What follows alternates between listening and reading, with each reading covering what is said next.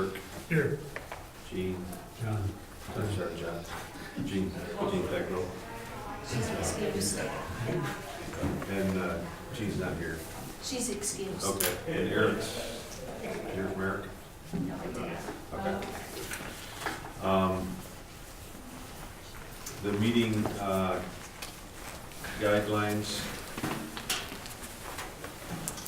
we were going through those previously at every meeting. When the topic was solar, or was wind. Does anybody feel we need to go over those again?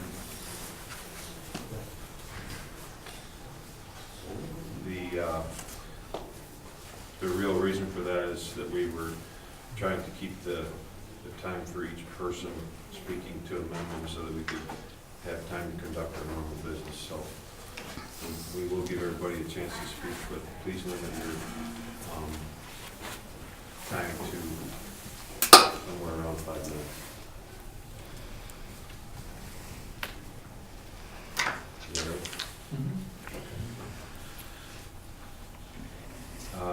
Need a review and approval of the meeting minutes from the February 11th meeting.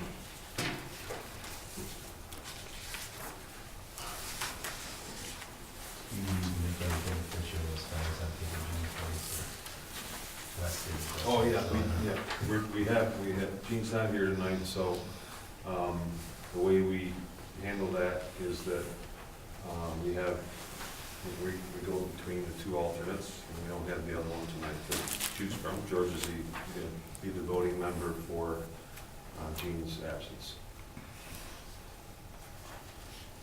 Thank you for bringing that up.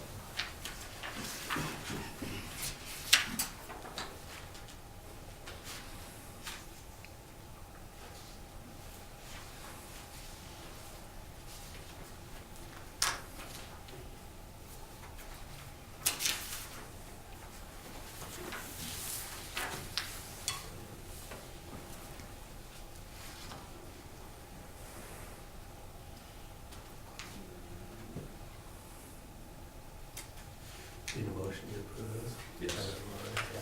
I make a motion to approve. Second. All in favor? Opposed? Okay, so, next on the agenda is the special use permit, public hearing for the property at 14380 Gillette Road. And this is an application that came before the board last month, in February. And tonight is the public hearing for this special use permit application. Shelley in here? She's in her office. Okay.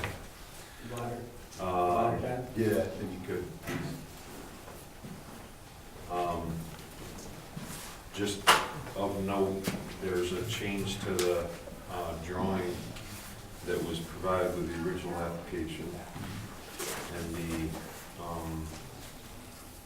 addition that you're proposing is larger than what was on the original. No, it's actually the same. It's actually the same. The problem that I had is between the property line and the building itself, that number was off. Okay, That's the only change to it. The building size is gonna be, it's still the same. okay. So just a clarification, drawing was provided for that. Yes? Yep, I just wondered if you could sit in with us, Oh, sure. please.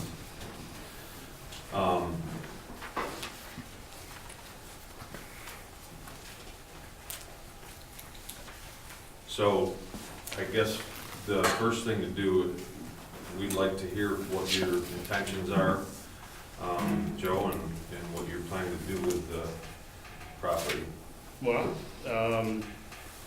mainly what I do with it is I'm gonna be storing some of the equipment and some of the parts and stuff that I use to do my business.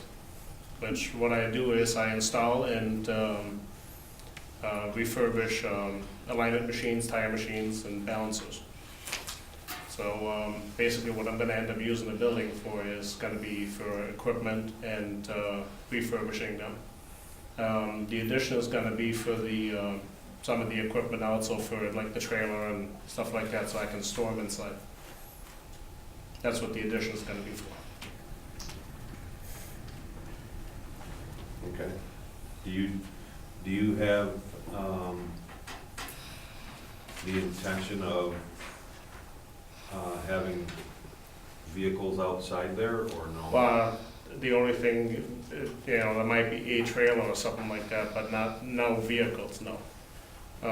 Matter of fact, there really haven't been any vehicles since I built the building. You know, I mean, am I gonna be working on my own personal car? Yes, I do have a lift in there, but that would be just on my, like, on my personal vehicle. I mean, I own a Camaro and, you know, certain things that I might be tinkering with, but that has nothing to do with the business, but it's not gonna be stored outside. I won't keep any vehicles outside now. Okay. There's 2 vehicles right now on the property that I'm gonna be getting rid of. One is a white cube van and one is a bus that's sitting there. My problem is so far is it hasn't been dry enough so I can get them out of there. And the one van, I do have to put a little bit into it, and I've actually got somebody that's interested in buying it, so that's the one I'm gonna get rid of. And then the other one is actually, I'm just gonna pull my stuff out of it, and I'm actually gonna scrap it. You're not planning on storing the lifts or anything like that outside though, to speak of? I have- It's all gonna be inside? Actually, believe it or not, all of them are, I have 6 storage units right now and 227 East Avenue in town. I own, I rent 6 storage units. I got them rented all the way up till end of next year. And that's actually where I keep a majority of the equipment. It's not even at the building at this point. There is one lift outside right now tarped up. And the only reason it's there right this second is that I haven't had a chance to get out there, the weather permitting, to actually get it taken apart and get it moved. But as soon as that is the case, I'm gonna be doing that too. Okay. And I'm also looking to, on the right-hand, would it be on the, if you're standing at the property on the left-hand side, I'm gonna bring that up a little bit, and then also basically seed that and pour a little bit more concrete for the addition. So that's gonna be all one, you know, nice entrance going to the addition also.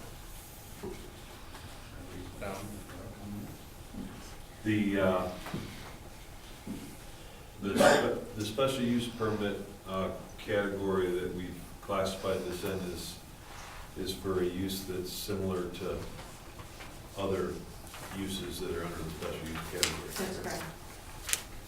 In setbacks that are in our zoning that are outlined here He's in are compliance. in compliance. That's correct.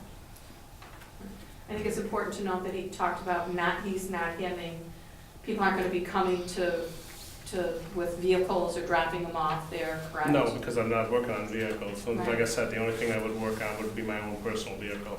I'm not gonna run a repair shop, I'm not gonna, you know, do anything else except for, obviously, if I have my vehicle that needs to have something done, of course, having the facility, I'm gonna bring my own vehicle in and work on it, but not gonna be on somebody else's.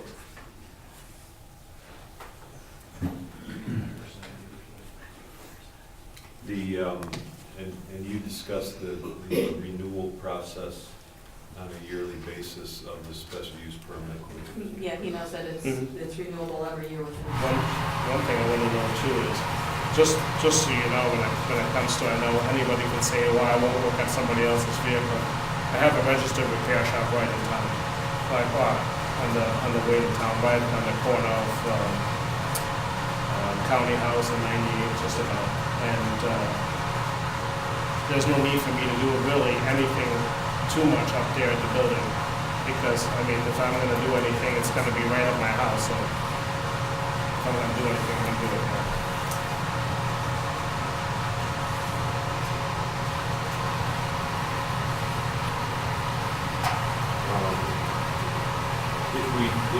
Just so we're clear, but if we establish any guidelines tonight, which would be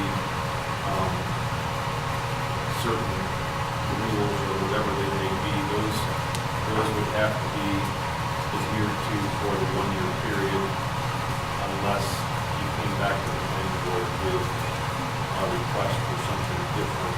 For instance, if you wanted to open a repair shop there or something of that nature.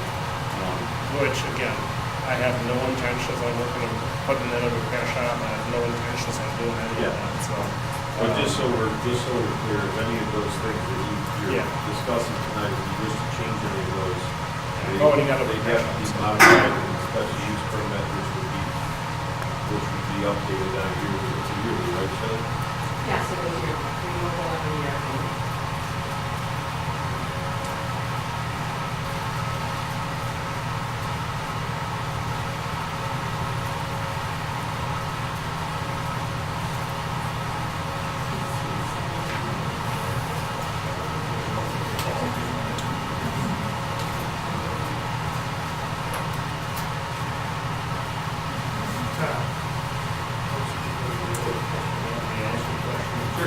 Yeah. Sure. On the west side of your building, you've got two 18-wheeler boxes sitting there. Good, They're off wheels, right? correct. Okay. You were talking about moving stuff around. Are they gonna be moved, or are they staying right there? That was Or do you gonna, don't have much? okay, because that's a, well, still, it's a movable, they consider it a movable structure, that's why I didn't put it in, it's not technically a permanent structure. That's why I didn't have it in the drawing. But yeah, that is something that, yeah, it is, I was using that, yes.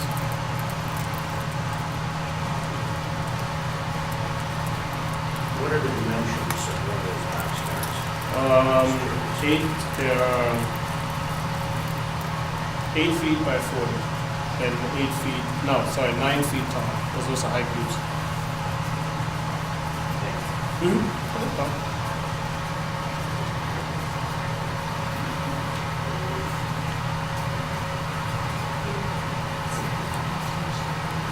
Anybody else on the board have any questions? Okay, so we'll open up to the public. If you could state your name and your address. I'm David L. Weber, 5303 Quaker Hill Road, Route 98, New York. I own all the farmland across from this property, 220 whatever acres certified deed. There's a culvert pipe, something said significantly left out.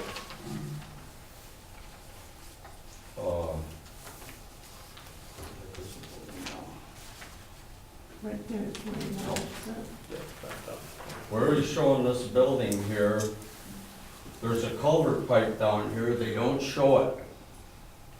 That culvert pipe actually used to be a little deeper, and all this land here was all filled up back here. This used to flow back down through there. That's many years ago, that was stopped. And then he, of course, later, this guy built this building here and bought this property. But now this water has to flow right through there. In other words, my land, that field has a hard time now. That water drains very slowly because this has been raised so much. And that culvert pipe actually has been raised, I don't know how much, definitely over 6 inches. And all I can say, they used to drain across there with no problem way long ago. But then they did all this, now it has a hard time draining. But if he puts a building here, the drainage for that culvert pipe will be 100% blocked off, because he said he was gonna raise it. I don't know what he said, you're gonna raise it a foot? I was gonna raise it a little bit, because right now, Okay, my to raise it property's on the water. anything would completely block the flow. In other words, maybe I'd have to put a pump, dig a hole, and just flood him with water through that culvert pipe. And I'm assuming they might try to do away with that culvert pipe, because they've already raised it here a number of years ago. But I'm honest, that's all I can tell you, and to put that building there is gonna really cut the flow of that off.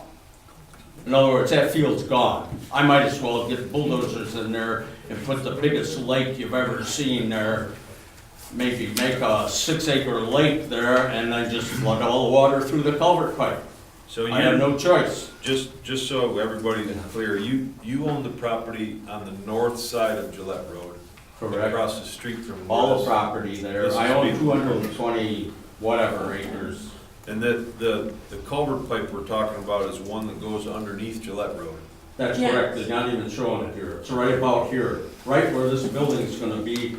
That culvert pipe's there, but that culvert pipe over the years has been even raised once. And, of course, this land was filled in here, and this was all bulldozed in here. This all used to flow that way. That's years ago. But if he puts something here, that's 100% gonna block off what flow there's left.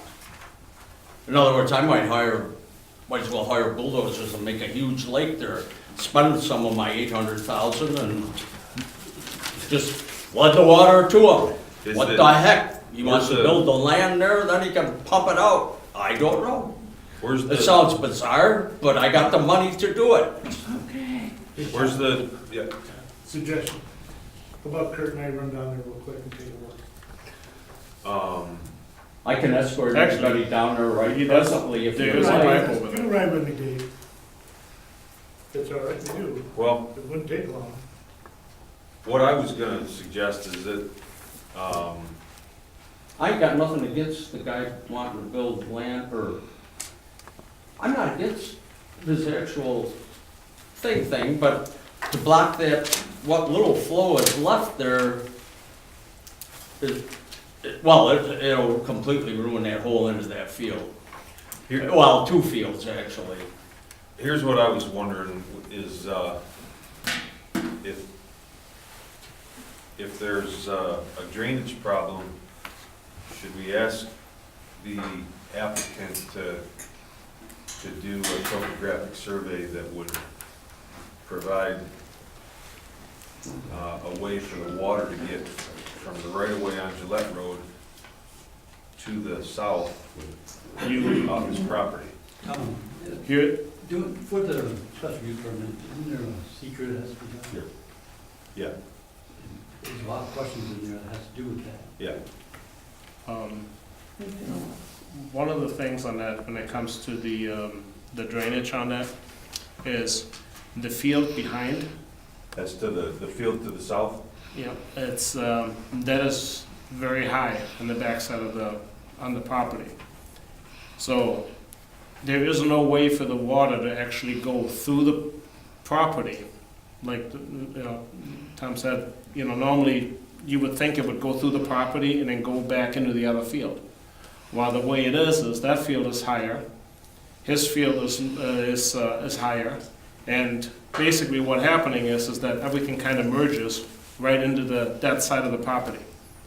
So there is definitely a situation where even if I put a drainage ditch in on that side where the culvert is, there is no way for the water to go except for spread out over that side of my property. Which, that's not right either. So, there's gotta be a way that, to come up with a solution on that, but, I haven't thought of one yet. Because like I said, I like to use the property that I have, and, I have no problem having a ditch on that side, but it's no place for it to go. It's not like gonna go in the field behind me, and, the only thing it's gonna do is basically come into my side of the property and then just spread out, which is what it's doing right now. That whole side of the property is all underwater at this point. Is there a roadside ditch there? Yes, there is. Well, there used to be. Is it, But the point is, the culvert pipe, when they redid that road, was slightly raised, which added to the problem of our land. And of course, when somebody bulldozed, that's 20 years ago, and that was bulldozed to the back of it. So all the water has to flow to this other side now, to the east, right about where he's showing this additional building. There's a slight flow across there, and without that flow from this culvert that they're not showing here, without that flow, essentially the end of my land there becomes like a little lake. And I guess with my hundreds of thousands I got, if they're gonna do this and you're going through with this, I'm thinking that I might put a 3-acre lake right there, right by that culvert. And that culvert stays.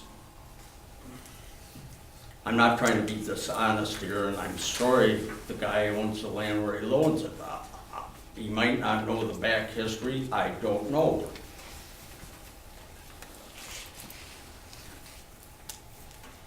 Well, I can come up and show you right here. yep, go ahead.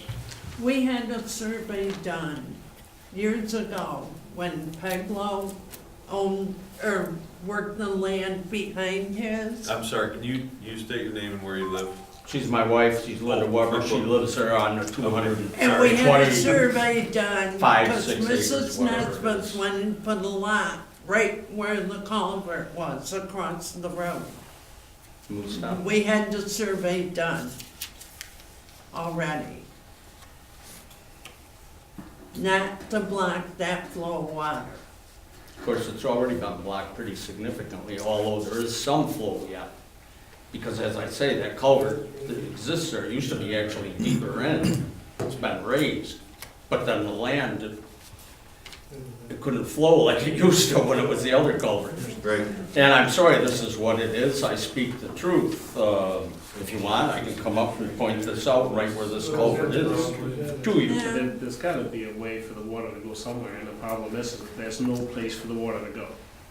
Well, the water It can't come goes, across but the as I field. say, it It's doesn't been flow like blocked it off. traditionally did. But if they put this building and raise that land like he just said, then there's, what's it good at all for the culvert pipe? It might as well not exist. So they'll have to reduce my taxes significantly, and maybe I'll hire bulldozers and we'll create a lake. Well, the concern is that the water that goes underneath the road from your property has to have an outlet. Yes. And The outlet's We're been not really sure. significantly reduced over the years, but it still does flow slightly right where he wants to build this thing, unfortunately. I'm not against the man wanting to Tom, do you know what it's called? add on to his building, but it's the flow of water. so what I was gonna say was, the water that passes underneath the road that drains your property, there's gotta be a solution of where that can go somewhere along parallel with Gillette Road in order to get away from his property. Well, there's Yeah. another, it don't show it here, there's another property in the house right to the other side of where he's showing this. I don't know if the people are here that owns that house, probably not. But I'm saying there should be a way to get the water parallel with Gillette Road and get it to the east, because once you get to the east and get to 98, it drops off. I don't know. Is this something that Dale would take care of? It seems like that we could have Dale investigate where the water's supposed to drain to that is coming off of Gillette Road. Well, is there somebody from the town here, highway department, there's a culvert there, they just can back up everything I've said. That's what we were just It's an talking about. ABC 1, 2, 3. That's what we were just talking about, is who would be the best person to, address this. It's been stopped significantly to begin with, but this would really stop it 100%. I might as well make the land a lake.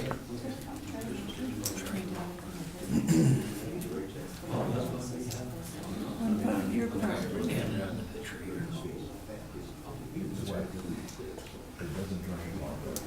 I would say so on the water, using one river. Yeah. Okay, I mean, it seems like you gotta do some shots. More than just the road where it's over. It's gotta be the surrounding properties to figure out where the water's coming from, right? And figure out how to get it away from his property. If there's Make an sure- issue, they can see it. If there's not an issue, they'll see that too. Yeah. So should we make a motion to table this, public hearing until we let Dale and Soil and Water work this out for the water flow? We can do that, or we can ask for other comments also, Make sure we got it. make sure we got everything. Yes. Yeah. So, are there other comments on this from the public other than the drainage issue? I'm Sue Ellen Gavenda Holler. I live to the west of the property.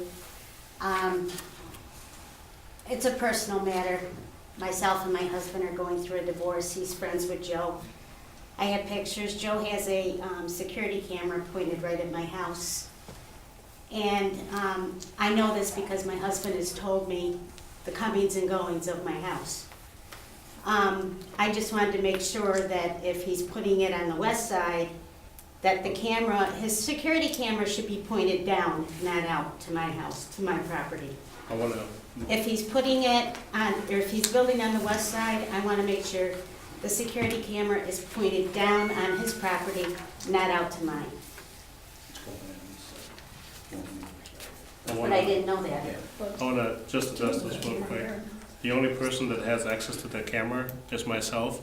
And to be honest with you, that was something that Jeff said. Jeff never had access to it, and Jeff never had a way of looking at anything that goes onto the property. Then why is it pointed at my house? Why isn't it pointed down at your property? It is pointed down on my property. Not I'm according to not- my pictures, it's I'm not. not sure I'm not sure we as a planning board have any. I just wanted you to know Okay, that's that it's understandable. there. Yep. I'm not sure we And I'm have not any pleased with jurisdiction it. over that or not, but Shelley, do we have any jurisdiction over that? Over a security camera, not that I'm aware of. That would be probably an attorney thing. Okay. Okay.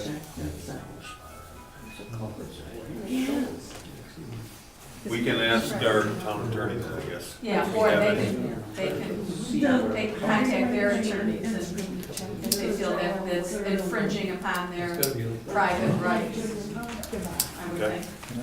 Thank you. All right. Any other comments from the public on this?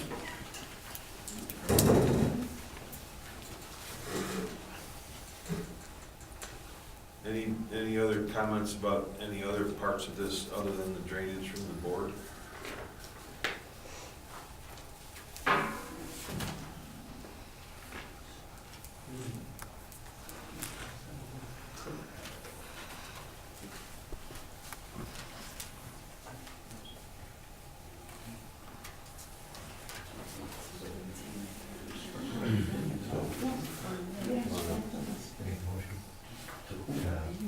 Okay, I move that we table this until we're allow Dale and Soil and Water Conservation to kind of work out the drainage situation at the property. One thing too, I mean, if there was a way for me to just to put a ditch on the right-hand side and have the water go somewhere, I would be okay with that, So I just wanna say that, I'm not against, any solutions with it, as long as, it doesn't flood the property. I mean, if that means putting a, ditch in on that side, and, even taking those trees out or whatever, and then putting a ditch right along from that culvert over to the side of the property and along the line, I'm all good with it. And I understand the gentleman's pain, I'm not saying I don't understand it. Does any other Question resident? here, Jim Graham, 5134 Lake Orchard Road. You're gonna build the addition east of your existing barn, right? That is correct. You're not coming west at all? That is correct, absolutely. Yep. Is there any other problems with any other residents on that road with drainage? I'm just out of curiosity. I might have one if he puts it on the east side, on the west side, I'm sorry. What's your? No, and that's, would be on the east side, The because that's where the ditch. drainage Joe is. just talked about a ditch, switching it. Do you live east or west of his I property? live west, Okay. and that's your right of way. So Right. if they switch the ditch to the other side, That could be a problem. yes. So it seems like if we are gonna have soil and water involved, that we should also investigate your property, both your properties, to make sure that those are not affected by this also. Right.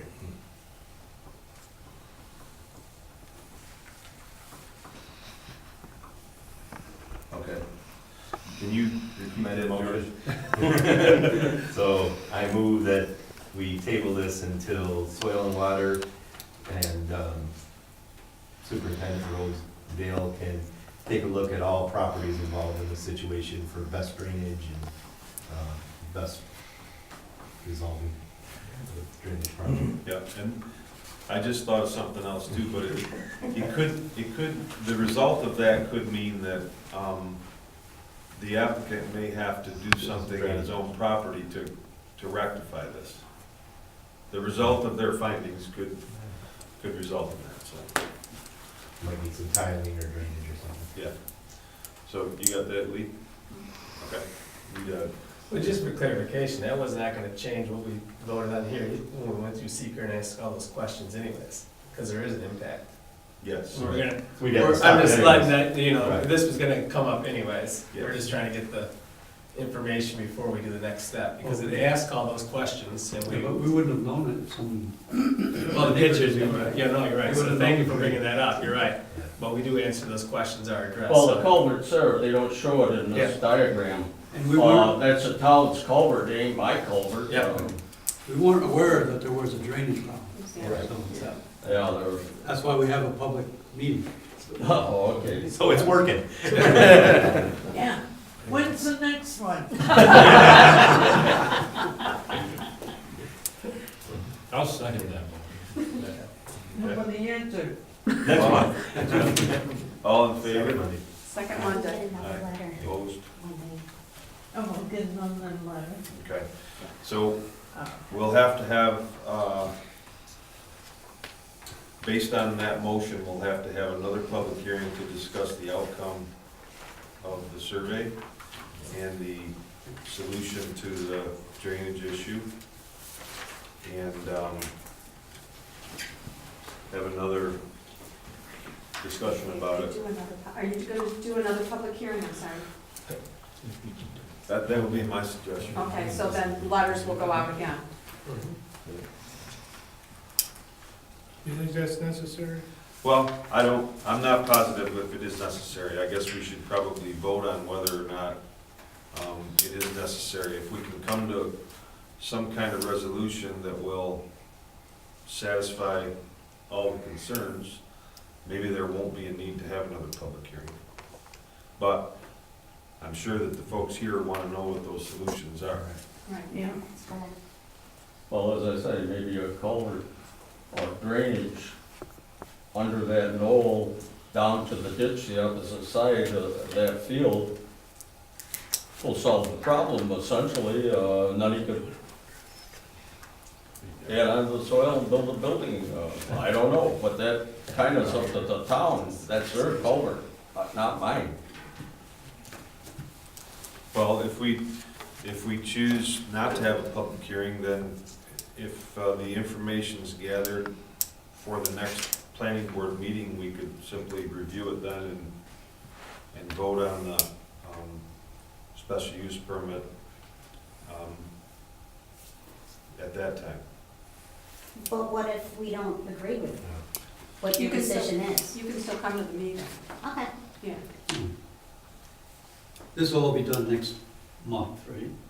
We'll have- Providing soil and water can, They certainly could look at it, whether they could. They probably will come up with something in that amount of time if somebody gets them on the stick.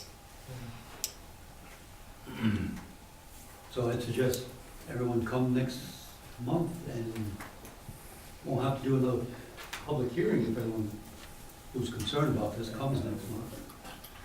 We should have a decision, likely have a decision.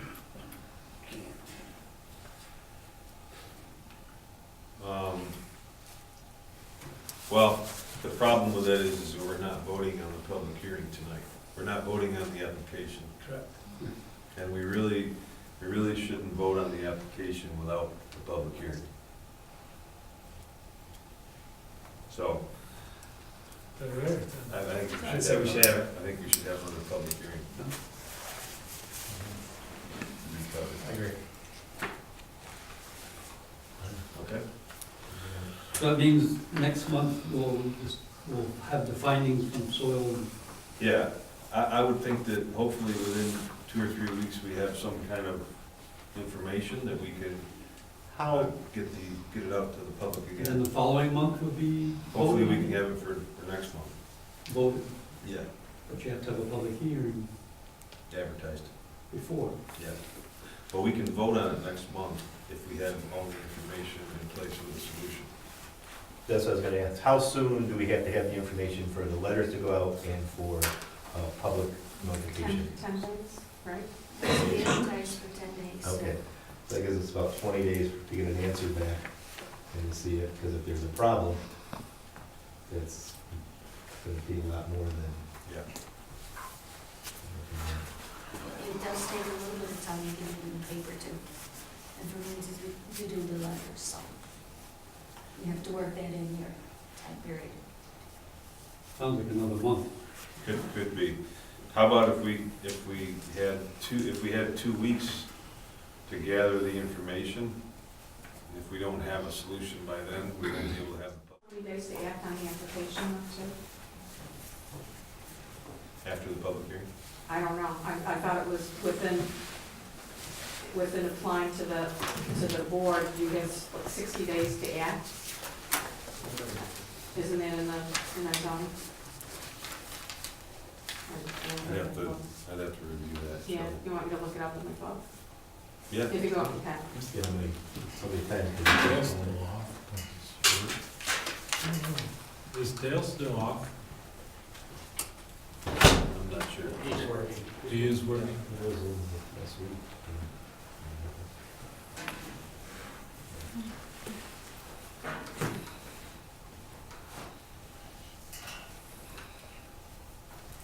Perhaps the town highway department should be involved because that culvert drains the water. That was part of the And, motion. That's who I was already referring to as blocked Dale. off That was significantly. all brought up. Oh, okay, I'm sorry. They're doing Okay. it.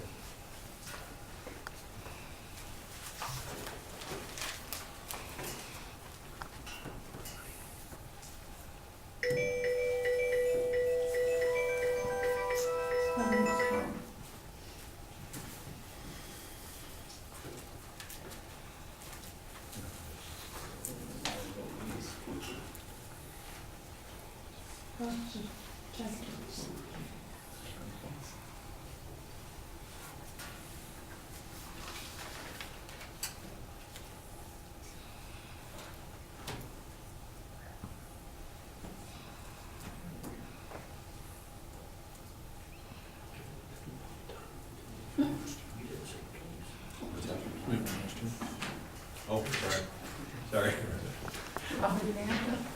4285 Old Orchard Road. Last month before last, you talked about the meetings, only being able to have 2 minutes during the meeting so it would keep going on, and then we could have time at the end. Last month at the meeting, it said we're only going to get 2 minutes, there's no open session at the end. And I had given the board a number of compliments saying that how you listen to the individuals.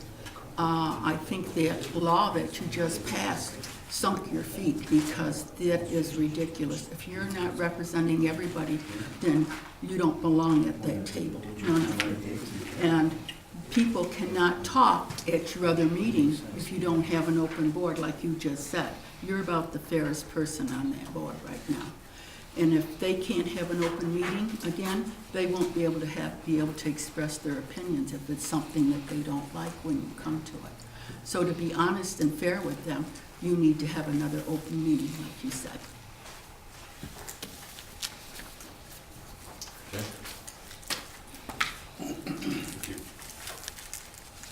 I have that information. It says, within 62 days of receipt of the application, the planning board shall render a decision to approve with conditions, or deny the site plan, and shall forward the decision to the code enforcement officer.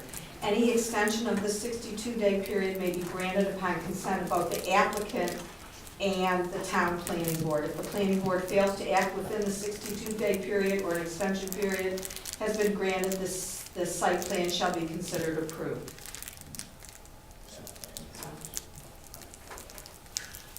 Well, I think, correct me if I'm wrong, but I think the, part of the issue here is that the site plan that's been submitted could be changed if we come up with a solution that's to cure the drainage, right? We could require the applicant to produce a site plan which shows how he's gonna drain the property. So that could be implemented as part of his site plan. That's in the zoning, I believe. So, to have another public hearing, it seems like would be required if there's changes to the special use permit application. I tend to agree with that. But the issue is, you got 60 days. Well, we've already voted for an extension. Are you okay with an extension? Yeah, I'm not here to cross any waves or nothing. You know, you know, again, I'm okay with that. That's not a problem. All right, So we're good. okay, so that closes the first public hearing. Yep.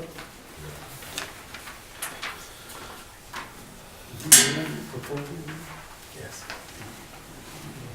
No, I got it. So do you have a name and number you can give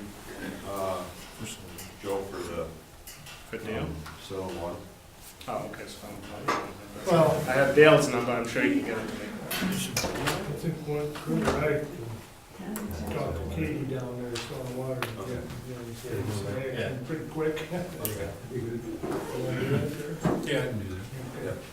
And Dale, you can get hold of Dale? Oh, yeah, no problem. Okay. Yeah, because Dale was actually gonna supply me with the fill that I needed to, you know, get the property raised a little bit. Okay. So we'll go through the seeker then next time we discuss it.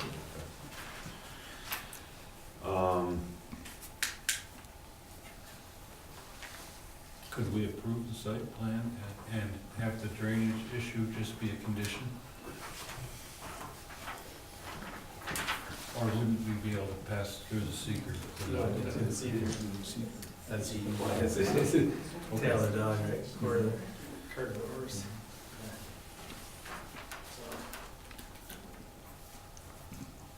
All right. Before we get into the next old business, can we do anybody object to doing the county planning board next?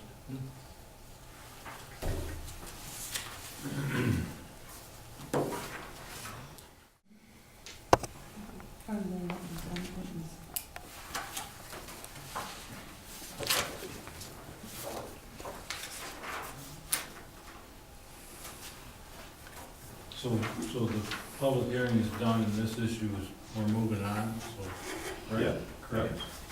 So, you guys want to stay, you're welcome to. Thank you, gentlemen. Thank you.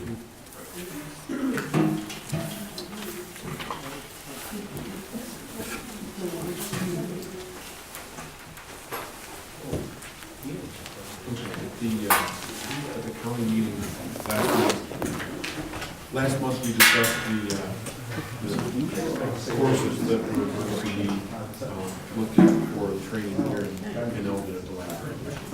The ones they decided on were local regulations enactment, site plan review, and form-based zoning. They also looked at case law and shared services between communities. So you count on those three, what's going to be. No, I'm sorry. Form-based zoning will be the three topics. It's the applications discussed. Did they have a training? Did they have a training or did they say that?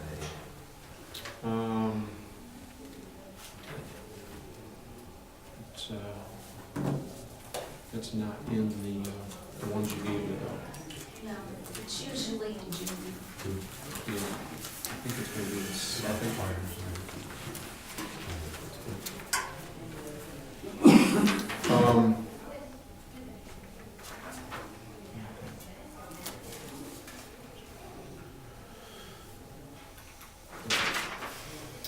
The applicants that they saw were Shelby had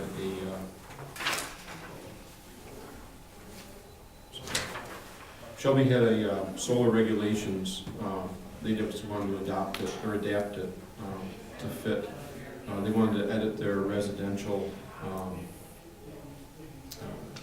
height restriction to 20 feet from 36 feet. That's, that was approved. Wes, it was what, it is now? Well, it was up to the maximum height, and they said 36 feet was the maximum height for a structure. And the solar could go up to the maximum height of a structure in the town at 36 feet. And they said what they should be putting in there is 20 feet. So it's similar to what everybody else has, right?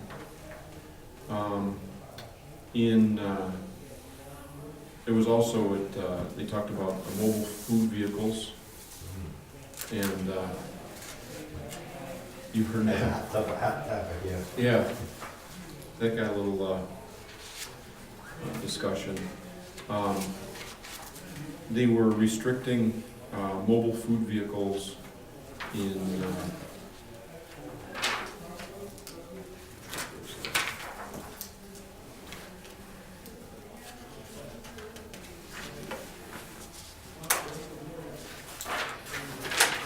and that was for the town of Shelby. There was discussion on whether, with the hours they could have them, they would restrict them from all of the town of Shelby, not just in the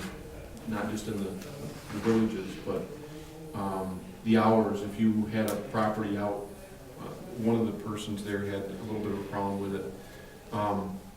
Saying, if I was holding a high school graduation at my house and I lived out, I wasn't in town, then you're restricting me to have, I couldn't have a mobile food vehicle in my yard after 11 o'clock. And they passed it, but it was interesting to have a town in Orleans County talking about mobile food vehicles, like we were talking about, and we lived in Williamsville or something, so. Again, not much that pertained to us. And then,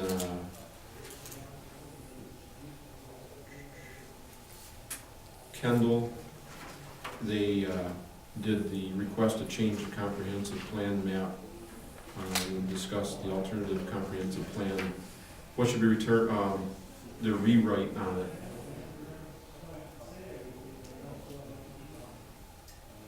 And it's nothing there.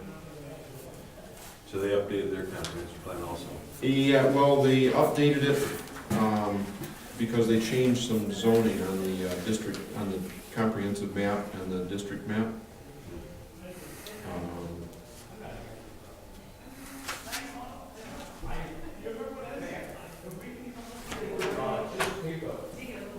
And then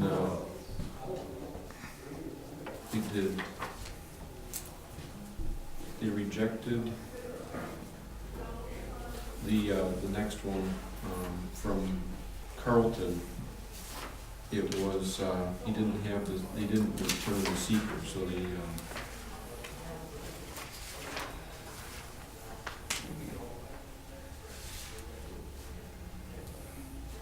what that was about.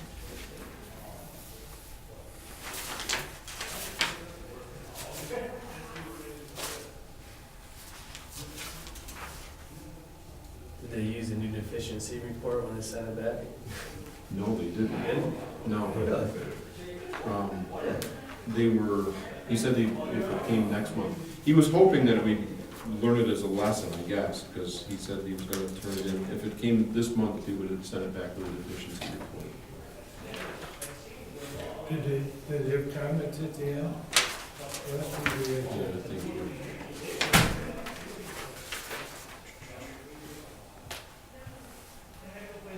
County Planning Board reviewed a request to rezone a parcel from water front residential to residential agricultural.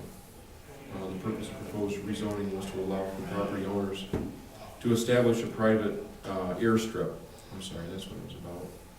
And he was gonna put in a private airstrip, and they said, they didn't even listen to it. without a seeker attached to it. We didn't get to discuss it at all. Whereabouts is this? The address is 14341 Waterport, Carlton Road.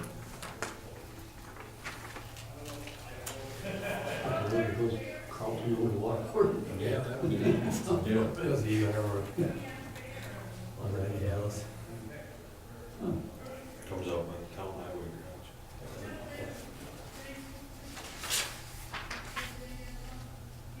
So, actually, they're scolding the planning board down there.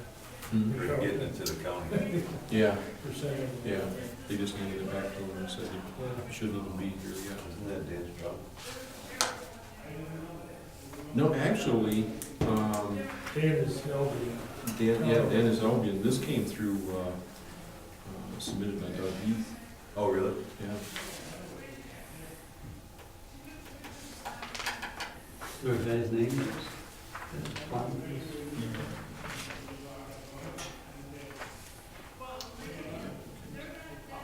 It seems so Ben's would have called him up and said, hey, rather than go through all that. Yeah.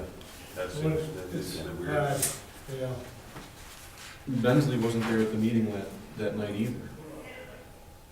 It was, Tim German. Tim German that was in his place running it. And he apologized for letting it come through. He thought, it'd just be kind of it'd be a wake up, a lesson, Yeah. Did they talk about the deficiency form? Only, this is what he said he was going to be sending out in the Okay. future. And that would be coming out, if we sent in something like this, we'd be getting it right back and then it wouldn't even be seen. Okay. But they mentioned that, they talked about that the month before. Are they did they definitely pass a motion? They did, they accepted to do that. And include this, that? Right.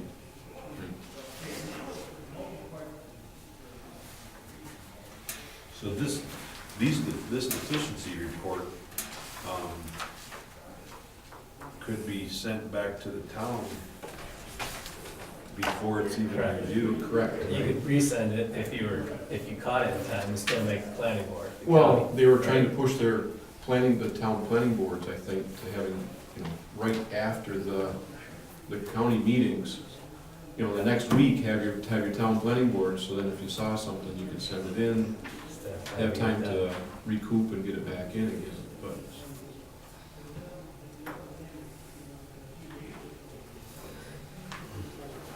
Everybody saw that. Did everybody see that? Yeah. Candace, this way,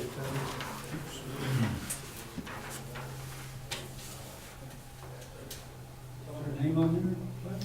No, it doesn't. It's not a person's name. They just want to change the zoning to allow for somebody if they wanted to do it. It was submitted by the town attorney for town-wide.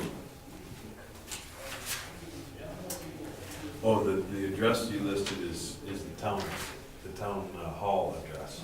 That wasn't the specific address. Oh, yeah, okay. Yeah, that must be. So this was a modification of their zoning. Right. I see. Right. So it is. So they must have an application, or an applicant looking for a private airport. The town's going through and changing the zoning before you apply.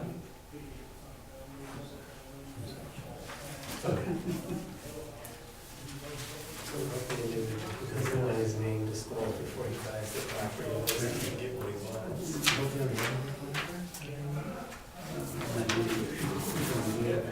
He wants the LD. She won the case. Yeah. Now, there's one.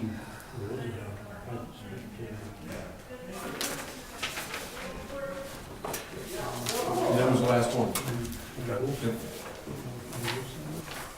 Sure. Oh, well, one more thing. You may have seen it in the hub, but recycle bins are going to be coming out. New recycle bins, 96-gallon recycle bins, and they're gonna be doing them Bi-weekly, right? Bi-monthly, yeah, we're gonna be. bi-monthly, yes. Yep. So they're gonna be bigger bins? Bigger bins and they're automated, so there's not gonna be a person, it's gonna be the truck that goes by and picks them up. This is just for the recyclers? just for recyclables. Those big new ones? They gotta pull up to my garage and pick it up out of the garage if I can't move it. Come right into your garage. Lately, they better have a long arm on so they come up to your yard to get them. I don't. Yeah. They're string attached.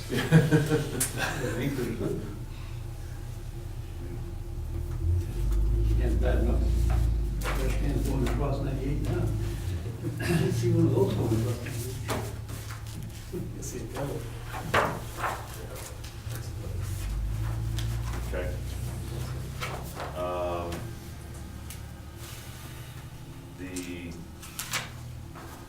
Does anybody have I was gonna bring up the training opportunities. You talked about a training opportunity. And there are a couple more, other than elders, that were, training opportunity for Burgundy Basin, that one's coming up. If you haven't gotten, actually, I'll start in here, you can take a look. Yeah. Did you get it on? Yeah, he sent the email around. Yes. Okay. So there was one at Burgundy Basin, and then, was there anything on that one, what they were covering? That one costs money. That's at May 18th in Pittsburgh? Yeah. Yeah. You can get reimbursed for these by the town Okay. too. Food's better than What's that? Food's better. And the other one is Monroe County.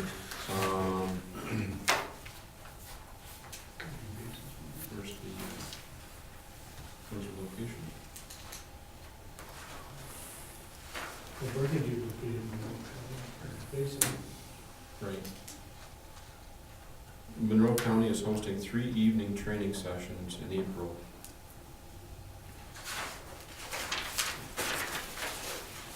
And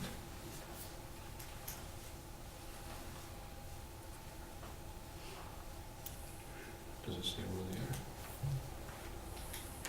Pittsburgh. Second. That's the Burgundy Basin one. That's the only place they've ever had. Where's the other one? Look on the attachment there for the Burgundy Basin one. There's a whole application for it. Monroe Community College. Workshop in out of Monroe Community College, Wednesday, April 10th, Wednesday, April 24th, and Monday, April 29th. $40 registration fee. 4:30 to 9 p.m. Cost is $40 per workshop and includes dinner. They're held at Monroe Community College, the Flynn Campus Center building. What were you asking, John? And during that email that you sent out, just saying if you want just contact information. Already in there? The one on April 10th is preventing flood damage through intermunicipal project review and flood planning. And the one on April 24th is introduction to planning and zoning. The one on Monday, April 29th is the NEED Seeker Basics. 2019 changes to the state environmental quality review.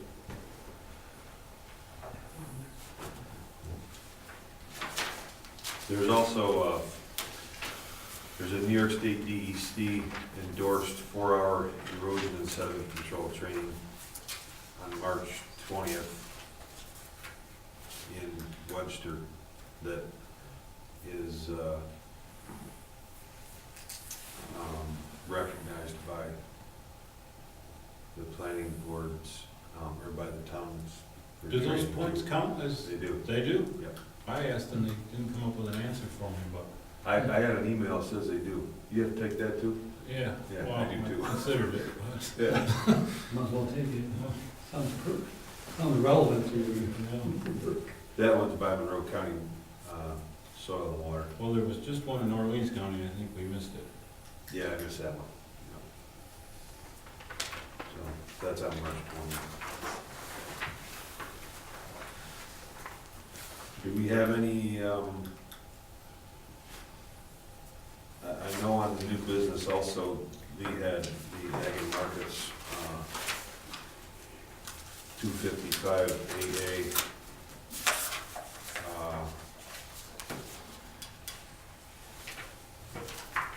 This 59-page document that talks about the Ag and Markets law and how it applies to zoning in our town. And I didn't read through it, I was gonna look through it because it came up on the property on Gillette Road.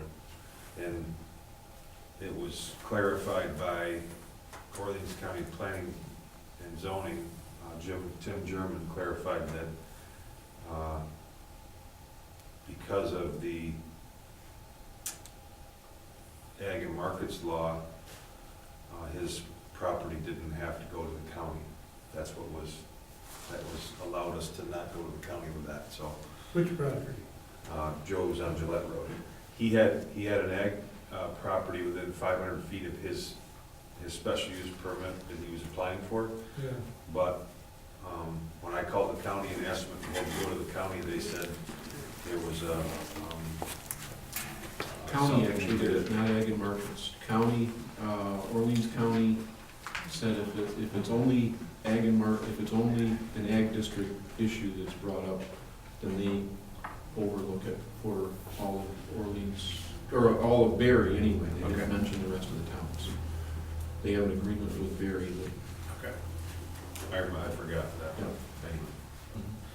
I was just gonna look through this thing, because it comes up a lot, you know, the Ag and Markets law, so. Is there anything on the first few pages that they have changed or anything? I didn't read it yet, George, I'll be honest with you. Usually they have changes on that. Oh, the changes, this one is amended through January 1st of 18. Oh, okay, that's just the thing. So that was emailed to everybody if you want a copy of that. Anything on subdivision that we need to go over? After we get done with solar. Is that? We don't have anything on subdivision, we don't have anything on that. Okay. Well, I wanted to bring something up that I wanted to go over with everybody about the solar. As you know, Wes and I have been working quite a bit on this zoning, and we were meeting at the library back in December and January, going over it. But I got this letter I wrote to Wes, and I'll give him a copy. And it's from me, and it's to Wes and the members of the planning board. As you are, and it's dated February 22nd, as you are aware, during the past year or more, I've been actively working along with Co-Chairman Miller and yourselves as members of the planning board to prepare new rules and regulations for consideration by the town board governing the location and operation of solar energy generating facilities within the territorial limits of the town.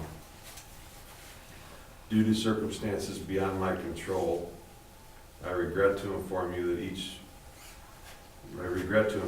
of you that as from this date forward, I will completely recuse myself from any and all further discussions or actions of the planning board with respect to such proposed rules and regulations, including leaving the meeting room during discussions or hearings as necessary.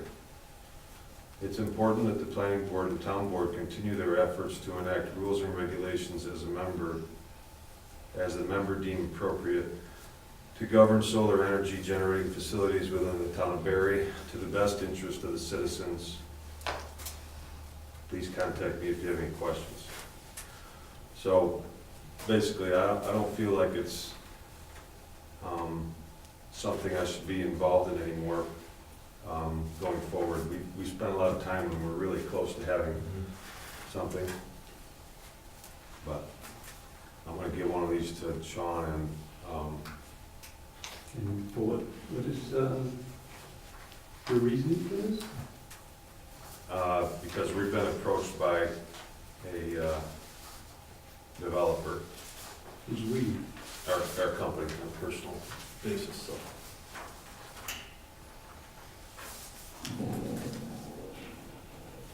to use your company property. Correct.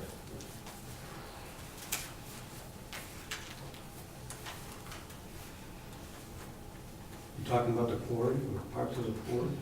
Parts of our land, you know, we don't. I know, I remember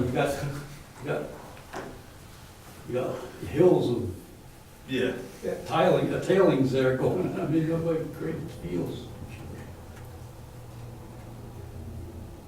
So you guys have done a lot of work on the solar stuff, and we are really, really close to finishing it up. And I know after you get this done, then you just kind of open it up to the public, right, and if they have any comments. And then you go back and change things, or should we open it up to the public with stuff that we're not thinking about? To give them a chance to voice their concerns before we finish it up? Well, that's why we have public meetings, George. And it's on the town website, says everybody's invited. Just like what we did with the wind. They aren't here. Well, but I mean, it's like, it says it, I mean, I never went to the website or anything before, you know, I was actually involved. And it says in there, oh, we're working on solar. To me, as a town person, though, yeah, great, you guys handle it. If you handle it, and you say, okay, we handled it, it's done, this is the way it is, and then there's somebody who looks at it and says, that has some knowledge or has some concerns, and, oh, wait a second, you know, I think it should be put out there or something for them to, but I don't know, because maybe if, when you do it at the end, you know, a public Just like- meeting, that's good enough. Just like what we did tonight. Yeah, that's good. But then it goes back that you have to redo. Well, that's the risk we have to take, just like we did tonight. Yeah. But that's gotta happen. Here's the thing, we've been working on it way too long. With the last town in the county. It's driving me nuts. I hate to see it go on any longer. When we did the wind, and it was all done, and you had a public hearing for that, nobody showed up. It wasn't, it just, I have corrected on the website too, right? Not just a notice that we're working on it. No, it's This is on the the website last that can one, be. not that particular one. Yes, yeah. The last one that we discussed is a board. So when we get- There for them to read. So after tonight's meeting, when we wrap this thing up, do we have another public hearing? Right? Yes. No. No, On which- we're talking, Or, Oh, yeah, the hearing. you're right. Yeah. you're right. We're gonna give it to the town board. We give it to the town, and they have a public hearing though, right? Because they have, we're just making a recommendation. that's true. Actually, I don't think they can have a public hearing until it goes to the county, County first. Okay. Well, right? Yeah. And then if there's any changes brought up that they feel necessary, they kick it back, Or they just change it. or they change it. One or the other, okay. So, Okay. no, it was just clarify. Mhm. So, do we have to act on, I mean, I'm sorry to see it go, but I completely understand and respect the decision. Do we have to act on? Well, Tom, it's, as long as you don't vote. I mean, I don't think you gotta leave the room. No, but I don't wanna have any influence, and we've been working on this thing on our own quite a bit, so.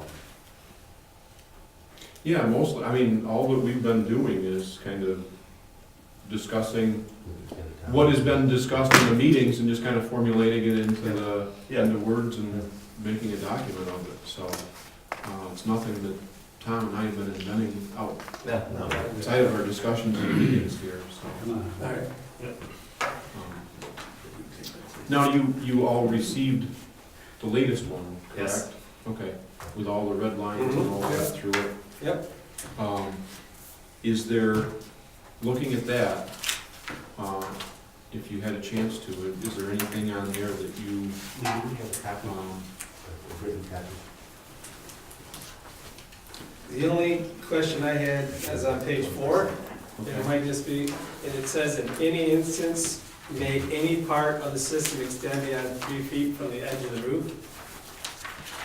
And I'm not, I guess I was taking it more literal, just because, but then when I saw the 3 feet from the edge, but as you know, they put the panels up on the roof or wherever they mount them, and they'll have a side, either a cable or some kind of line, either you bury it or you're bringing it overhead, extending it to get into the grid. So, I mean, that was just, Which, I don't know what they were referring to, it was in Where? section 35-116. And again, I'm not trying to, it's more, it's the extended by 3 feet higher than the roof finish to mount it. In no instance may any part of the system extend beyond 3 feet from the edge of the roof. Yeah. Oh, sorry. you can change that wording, because they're referring to the panels themselves. That's what I thought, okay. Not the cabling that goes up to it. That's, yeah, I wasn't trying to be, but I mean, some people would think, yeah, Yeah, that's what I thought, it was just a solar panel. That's just a Right. word change, that's all I had yeah. on that one. I have a question. Did anybody on the board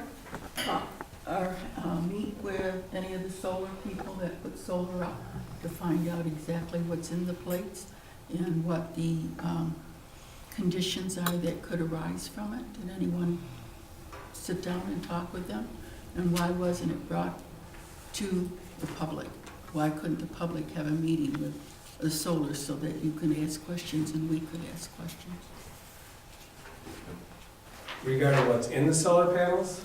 Like last meeting, we talked about, I had a conversation with somebody from Connell Electric about solar systems in general and the recyclable, and what happens after 25 years. That was, we discussed that at the last meeting, that was in the minutes we approved tonight. Yeah, But we didn't have a public hearing, I guess, with a solar expert. yeah, that's what I'm saying. Why haven't we had something like that? Why haven't we been exposed to that so we know what's coming down the pipe?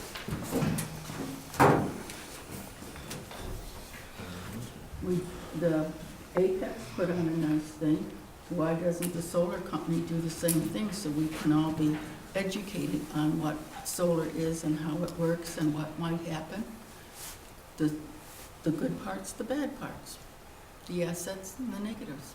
You think it's within the town's prerogative to go and ask these companies to come and put these on for the residents? Why not? You're supposed to be representing us and making sure that we're well educated so we know that you're doing your business like you should. We don't represent the solar companies, that's what you mean. You don't have This to is- represent it, solar companies. You're informing and educating the people that you're in office for. That's been brought up, Robin, in the past, and we were accused of maybe going along with the solar company, influencing our decision if we had one of them come and speak. I was kind of for it. I kind of think that people should be for it. You know, you could even have more than one. You can have a couple, then it shows no unbiased. But at least educate all of us on what it is and how we can work with it. Maybe a lot of us would like to help you have some on their property if it's good for the town. You think, I take it you're talking about industrial scale solar, right? Not necessarily, no. Just for our own well-being, just so we know what it's like. Because if you get enough of people together in one town, I've heard that you can reduce the electric for that county or that town. Whether it's true or not, I don't know, because I've never looked into it. 'Cause I was gonna say, if an industrial scale type permit comes in through the town, it'll come through the town just like Apex is coming through. And there'll be ample opportunities to review their Application, yeah, Application. you'll review an individual's application at that point, not the writing of the law, what that we're looking at. So this is just basically, then it's not for any industrial. What you're doing tonight is just for the individuals, is that? No. No. That's What we're putting together is a proposal for what the zoning should be governing individuals as well as industrial applications, solar generations, solar power generation. So that's gonna We're not refuting or making a recommendation on the solar, we're just saying if they wanna come, here's the process, they have to apply to the town to put a solar system in, either residential Right. and or commercial. So wouldn't you be better educated if you spoke with them, actually having them giving us a demonstration or explaining it all? That ought to be brought up at the end of the meeting. We can kind of go through what we got. Sure, And then yeah. listen Let's, to let's go comments through at the end. go through what we have written. You Yeah. can listen to the discussion, if you have more to bring up, then we can do that at the end of the meeting, okay?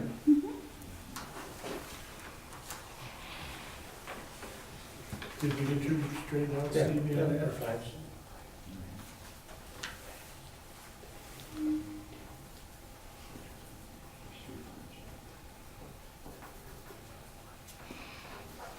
Okay. Was there, did you see anything that, On page 7, okay, on the setbacks.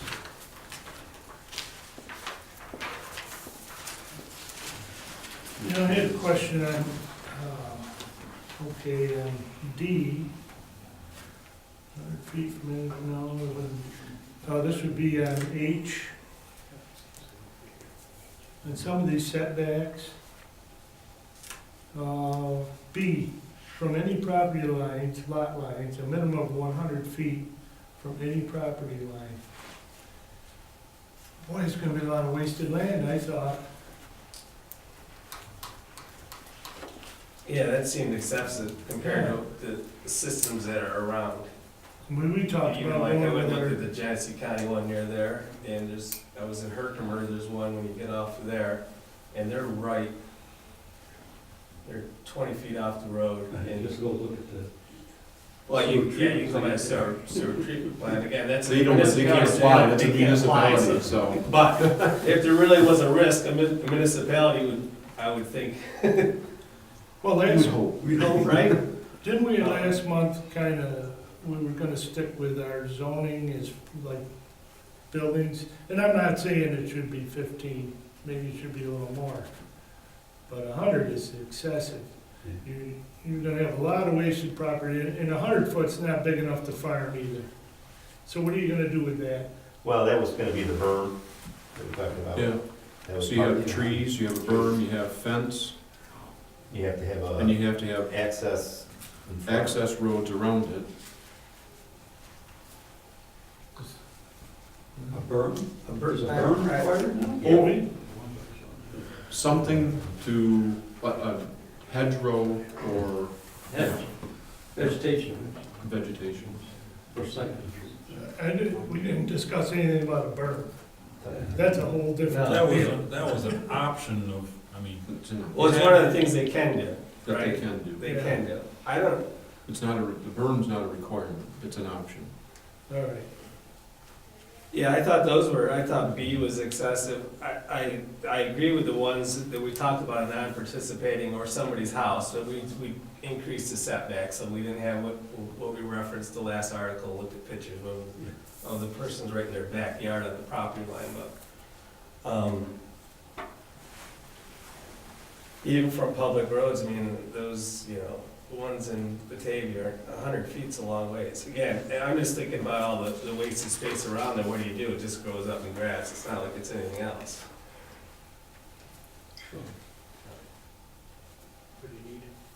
Well, what's the, I mean, you could build a house, right, within 10 feet or 15 feet of your property line? 15. 15? well, not from the front line, No, but From the sidelines. from the sideline, yeah. A building or something, You it's can 15 do whatever you foot. want. And I don't wanna jump around, but we also, when we talked about what Shelby just did, should not be 12 feet, when at full tilt, so in all the panels. And if I'm driving back on 237, there's one there closer to Byron, and it's a 4-panel. It's 16 to 20 feet tall, easily. Ground mount type? Yeah. It's one that's on a big, he's got next to an old barn, just kind of sits there, but it's a ground mount. It's 12 feet to the mount, Yep. in addition to 8 feet above that for the panel. So you are talking 20 feet in 20 that feet, is same, that how you- in that same paragraph.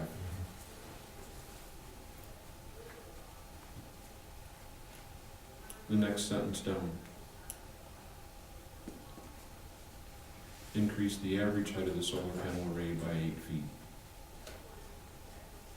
What section is that, I'm sorry? It's in F, where you said the average height of the solar panel array shall not exceed 12 feet measured from the base of the solar array rack to the top of the You got solar. page 5? It's above what we were I'm on talking page about. 7. Oh, I'm so- sorry, I was on page 5 when Oh. because it spells it out again there, that's all right.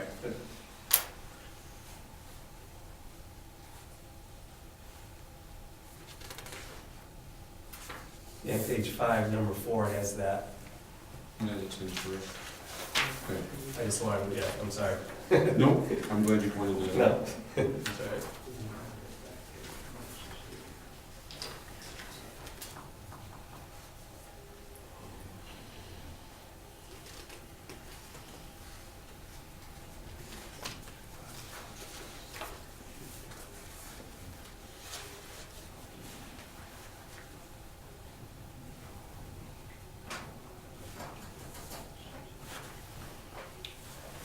Is some of this coming back from where Lance was gonna check into some of this, these setbacks? Because that was, he was gonna check out the developer that was putting in up there to Shelby. And Right. so, is this from him?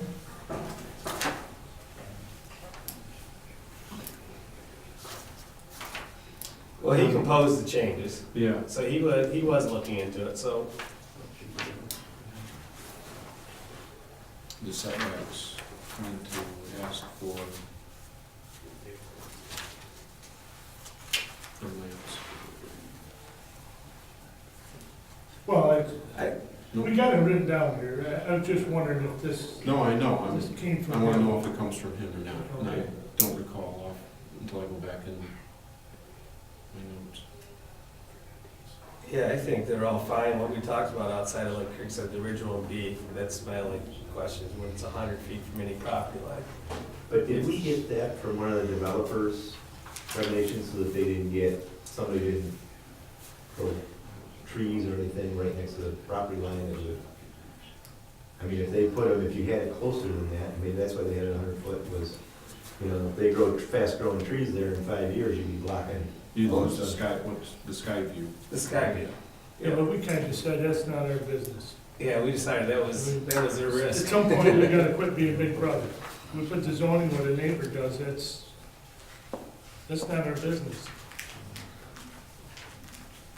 That would be up to the developer to, stop that or, Well, if you have 2 parcels in farm, you acquire farms at different times, that's your property line, if you want to be anal about it. And it's one lot, you own the same thing, and you have to do 100 feet from that, it's just wasted. You do 100 feet from the other side, to me, like I said, we're already protecting it from the person who's not involved in the transaction. I would worry about a greater setback for them, which we have, 250 than I would from the property line, but. So if it's 100 foot is excessive, I think there'd be room at 50 foot for somebody to drive and a hedge. How many different towns did you check to get information from that's gonna working with solar? a lot. Like Shelby, several in Northern Byron, and all that? Kendall, Yeah. Murray, Okay, well, I'm just curious, that's all. And you did say you're gonna have this on the website? So It is we now. can read it? It is now. It is now, okay, thank you.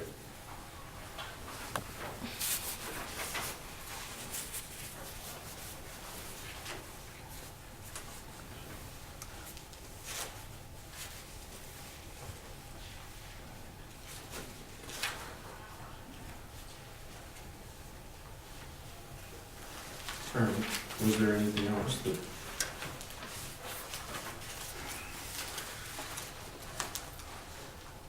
I think it's been clarified, but on the last page, I was confused on that when the town hereby exercises its right to opt out of the tax exemption provision. And I was told that was the standard language, which is fine, I just wanted to know I had that circled. I didn't know. That's the same as same thing that happened with them putting the solar in for the municipal Okay. and open. well, if we're down to one issue, let's let's make a change right now and be done with it. Well, you've got several, you got things that gotta be clarified in here because there's inconsistencies with the height on page 5, 4. There's an inconsistency for the same thing on page 7F. So, let's talk about it, get it done. Okay. Which one you wanna change? Well, I think the intention was for it to be under 20 feet, right? Like Shelby, was it be total of 20 feet? 20 feet. So we should be consistent on that. Keep the language from Yeah. page 7 Yeah, and reiterate it at 14 here. yeah. Because they do talk about averages in F, Yeah. and on 4, it's maximum height, so we Correct. change 12 to 20. Yep. Right? Yeah, yes. Okay.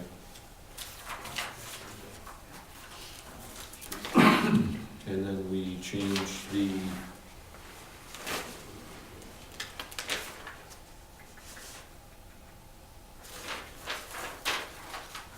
(315)(116), we change that from extend, but only extend by 3 feet higher than the finished roof to which it is mounted, in no instance may any part of the panels So, extend. yeah. Yeah, extend beyond 3 feet from the edge of the roof. So change system to panel. Correct? Right. Okay.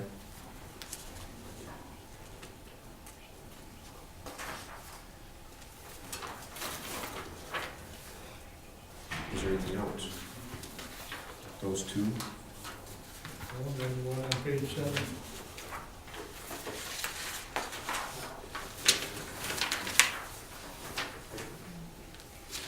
HB. And? Do I have, what do you want to change it to? Well, Kurt mentioned 50 foot.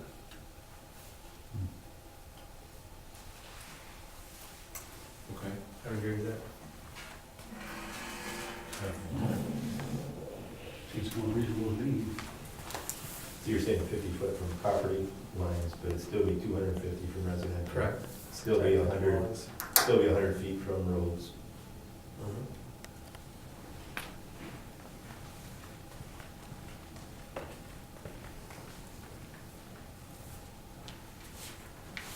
Okay. Is everybody in agreement with the terms? Yes. Okay. We'll make the changes and we'll Send it to the town board. send it to the town board like this, okay? Do we need a motion? Good. I move that with the changes that we've made tonight on the Sullivan zoning, after those changes have been made, we submit it to the town board as our recommendation. Okay. A second. Will all these changes be on the website for us to be able to download? Yeah, once, because I don't have a copy, because I gave my copy to George. So if I can get somebody's copy, I will, yeah, I'll make the changes and I'll send you it afterwards, okay? It probably won't get submitted to the board by tomorrow, or this week's meeting, so it's gonna be a week or so. Okay, Yeah, thank you. thank you. Is there any place that the public can look at this and then make their own comments before, or probably just wait for the public hearing? Oh, no, They it'll can be on look the at it. It's on website. the Oh, they website. can This make one's on the comments website right now. So they can make comments right on the website? The public? Yeah, but that's what I was Is just there any way asking. to- They can read it on there, and if they got, send us a letter. Public hearing. You'd have to come to the town board meeting, right? Yeah. Make comments. second. Perfect. Hey, John, Could I interject, Lee, could you put on that possibly, that if they had any questions or comments, they could, in writing, put them in here so that they didn't have to attend the meeting to the town board? Okay. I think the way it's set up right now, comments or questions, call one of the board members. That's what's on the website, Oh, okay. You guys. yeah. What if she Yes. updates that she can say on there, this has been updated as of this meeting, so we don't get confused. Okay. So do you want to talk about? We have to vote to send it, I think. Yeah, we made a motion in a second, but We didn't vote. Oh, yeah, I'm sorry, yes. All approve? Yes. Aye. All right. yeah. Okay. Very good. Talk about subdivision for a while. Tom? Yeah, subdivision, I got the, I think I told you before, I tried to get the town of Gaines subdivision, and it was 358 pages or something. Wow. Games. Yeah. I really adopted it. They've had it for 20-some years, you know? So, I don't know what to do about that, I'm a little confused on that. I don't know if we're a town that should have something more than we do now, or if it should be used to, you know, I'll never forget when, this is kind of off the subject a little bit, but we were, Shelley was the zoning officer for the town of Pembroke. And when we were looking at their zoning relative to some topic, she brought their zoning in, and it was about 10 pages. And ours was 75 or so, and, or however many it is, and the logic of the board over there was that a lot of rules create a lot of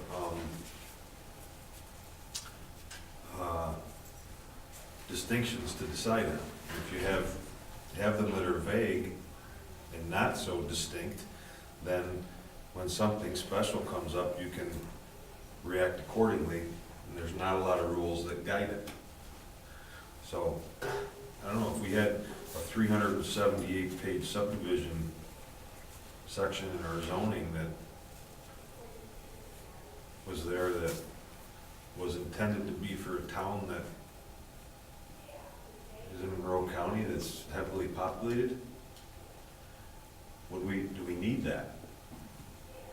Isn't it like a matter of finding the right balance?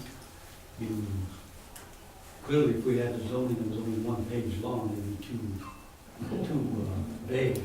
There's such a thing as too vague, and then too restrictive. What's the other end? Too restrictive, or?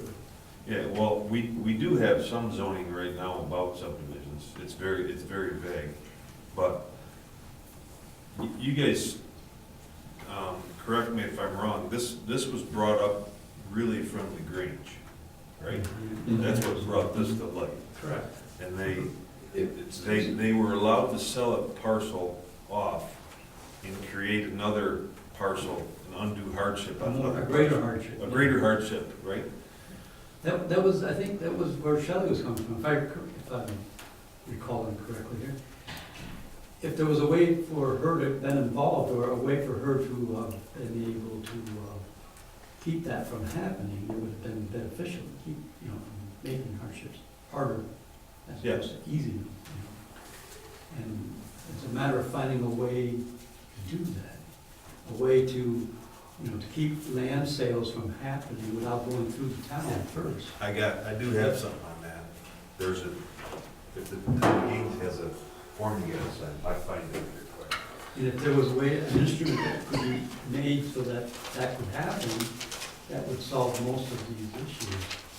A lot of that problem with the Grange was, that was handled by one attorney for both parties, the church and the buyer. And it was that attorney down in Gaines that is no longer an attorney. I saw that. Got arrested for, and I can't remember the name, doesn't matter.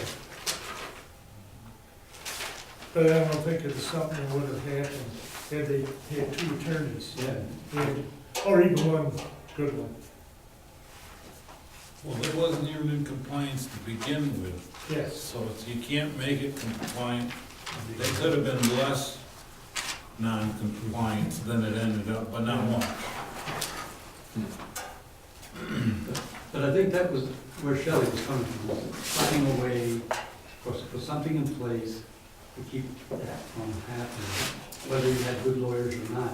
Yeah. Anytime there was a sale going through the county, it would have to be, she would be notified, the town would be, needed her signature or her, something like that, you know. In a way, I agree with you in another part of it. How much of a big brother do we have to be? Certainly some, if they can get away with what they did at the Grange. I don't like being the big brother either, but things like that can happen so easily. It might not happen again for 100 years. Or 10 or 20, whatever, I mean. Yeah. If you have land, you should be able to subdivide it. If you own it, you're paying taxes on it, you should be able to subdivide it. It creates a hardship. Yeah. That's what we're talking about, is it's gotta take, if you're gonna subdivide, it still has to meet, both properties have to meet the zoning. The way that Pembroke was explained to me, nothing's allowed, so they looked at everything case by case. Oh, so All their zoning, yeah, which is not a bad idea. So in other words, no land sale can. Well, I'm not talking about land, their zoning altogether over there is about 5 pages, they don't allow anything. Yeah, but obviously they must not allow any sale to go through without oversight by the town. Well, that could be, but what I'm saying is, they look at everything that happens in the town, case by case. Individual, I have property Yeah. there, lived there for many years. I think it would be an issue if we were to try to monitor every parcel sale, and I don't we know how have to you go do to it. the board, that would be Yeah. a. I don't know how Shelley would do it, we wouldn't do it. No, I mean, how do you even monitor? You hate to put a rule in place that you can't enforce. Or you can have a big court fire. Or if you're just, you know, if you own 10,000 acres of land and you wanna start parceling off to your kids or anything else, who am I to tell you that you gotta come see the zoning officer and get signed off? I might just want it for hunting and it doesn't fit the criteria of a building lot. Right. And then 10 years later, I say I wanna put a house on there, and you say, well, this guy calls you undue hardship, because how can you let this happen? Well, she signed off on the sale, right? You just, where do you take it from there? I don't know. But at the time, if we had something in there that I just wanted for hunting, and they had you sign, well, you realize this piece of property, you'll never be able to put a Yeah, house but on. exactly, he's giving the land, I don't know how you can tell that guy you can't give it away. You're giving away a non-conforming lot. Can't do it, Steve. You can't build this is your lot, but All you right. can't, and you gotta sign here that you acknowledge that you can't build a house on that lot. The Grange was out of compliance, but was it really? No, it was built before there was all this mess. We made it out of compliance with our rules, and then they made it more out of compliance. That's a unique situation, but most people with their houses are gonna subdivide their yard. And where you say, well, how could you do that? Now you can't, I mean, it's just, how far do you take it, and how can we tell them? I mean, I don't know, I think, I don't think we need a 350-page one, subdivision policy. I think we do the best job as we can as we are right now, but I don't know what that is, if it's a good faith gesture, if we see a transfer. How many subdivisions go on in the town? I mean, is it really gonna be I don't something even- that's gonna overburden Shelley to? Well, sometimes you buy a parcel and it isn't the same as it was the last time it got sold, so that is technically subdividing, because you're changing the parcel size. It might be 100 acres instead of 122 acres. So, but that's still, I think, classified as a division of a parcel, so. Yeah. So as far as land, you know, farmland being sold, so they don't necessarily go by the same parcel that they bought it by. Right.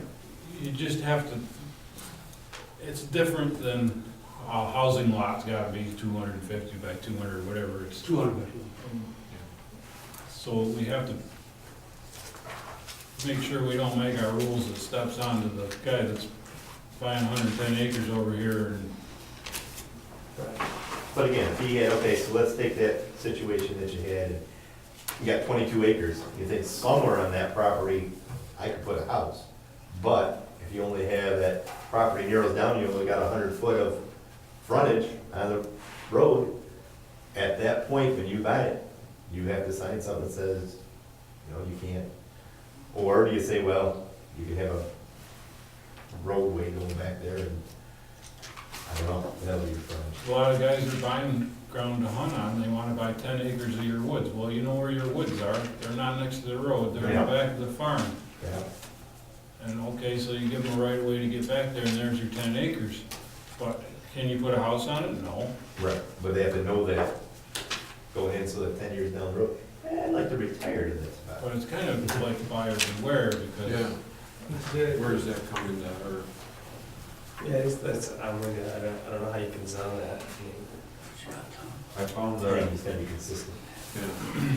I don't have the zoning from the towns, but Clarendon and Gaines both have, before you can subdivide any property, they must file with the planning board and get approval, and they must have a survey, and it's set up with the county court's office.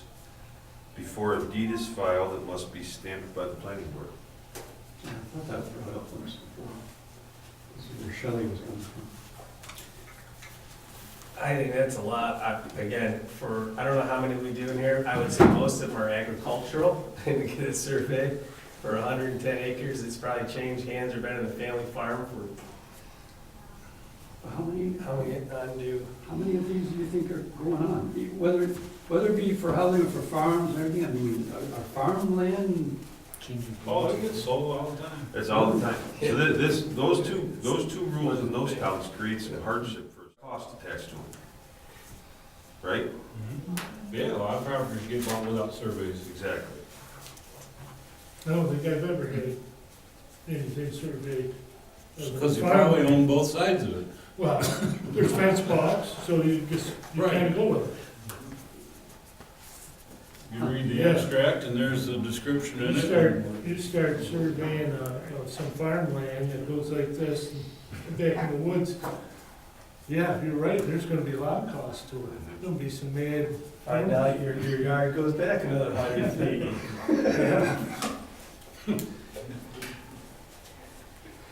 Yeah, I mean, those guys, let's face it, if you're gonna hire a surveyor, and he's got a land surveying license. Correct. He's a licensed land surveyor, he puts a stamp on it, he's gotta support it, so. Well, they're He's expensive. gonna spend some time to make sure it's right. I could see maybe where you could lean on, okay, if you're selling a parcel and have a minimum size or a maximum, which way am I going here? I mean, a parcel smaller than whatever our housing lot is, then, but then again, it could be the guy that's buying 100 acres next door and leaving the quarter acre that's sticking out. So where does that quarter acre go? It can't be a housing lot, and it's either gotta be given to somebody or. Yeah. Yeah, I just kind of like where you're going, either a non-conforming lot, like a flag lot, if he wants, and I don't know if they have to have a survey, but come in and have some acknowledgement before they file it, that they know this isn't conforming, or a parcel that's not a building lot size, Yeah, well, and that's a, keep it at those two. yeah, that's basically a handshake. Yeah. These two towns are set up that you're not getting a deed Yeah, no. unless you do it, right? yeah, regardless. That's their fail. They're actually doing that for all of, it would have to be, that's covering everyone, right? Farmers, residential, agricultural, anytime there's land. Yep. Changing hands. You know, we got some pretty good zoning here, and the problem is, we never wanna say no. And when somebody comes in, they got themselves in a bind, and puts us all in a bad spot, and the zoning in a bad spot, and the town, you know. I think that's what Shelley's trying to avoid, and us. And really, all these other towns just tell them, hey, talk. No, that's our zone. That's what it is. Is there anything in between up and? You know? Yeah, the town berry. No, really, I think we go.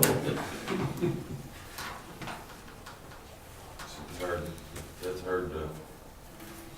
I don't know. It's a tough one.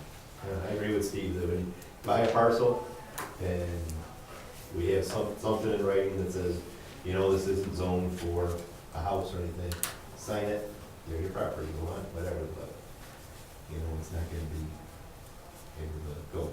Unless you wanna take and buy that, like, that one we were talking about, that you got 22 acres somewhere on, okay, now do the argument now before you even, you know, even think about it. Tom, this one here that Clarendon is doing, they're the ones that are requiring it to have a survey, right? Yeah. We don't have to have, if we were to do something like this, we wouldn't necessarily have to. Well, that's the only way the town of Clarendon and Gaines too feels like they can have security that they're not creating a non-conforming use.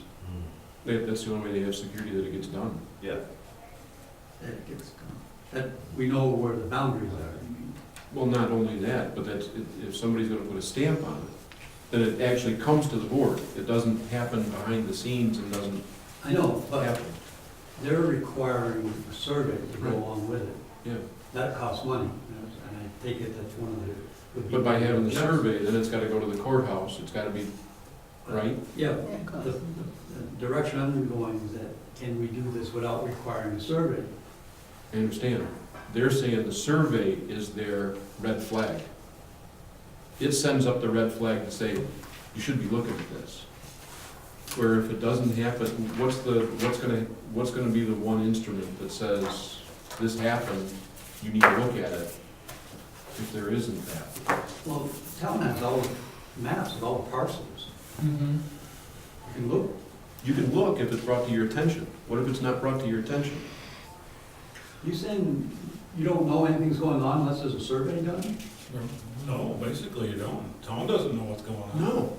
But the assessor figures it out. You didn't know all the sales were going on. These guys know there's a ton of sales going on. Yeah, but the survey, I guess I'm not dumb, I guess, when it comes to this. What does a survey, how does a survey tell a town and the county that there's something going on? Well, through the tax map, they'll go to the county. You have a surveyor, okay? Yeah. He goes out and surveys a piece of land. In order to do that, he has to go to the county in order to. It ends up being recorded at the county. When it gets recorded, that's when it gets Comes triggered. back to the town after it's too late. Yeah. That's the end of the sale when it gets recorded. Yeah. They But you're won't- saying if a these- lot of sales get recorded without surveys? Yeah. Yeah. Yeah, but the difference here is in these two towns we're talking about, Gaines and Clarendon, the county will not, the county court will not stamp the deed without the survey that verifies that they're not creating this hardship. And that's a written agreement between the town and the county. That's a town law in their zoning. And the Yeah, county, yes. the county has to apply with, coincide, Go along with that Yeah. law, yeah, have to abide by it, right? support it, Support it. yeah.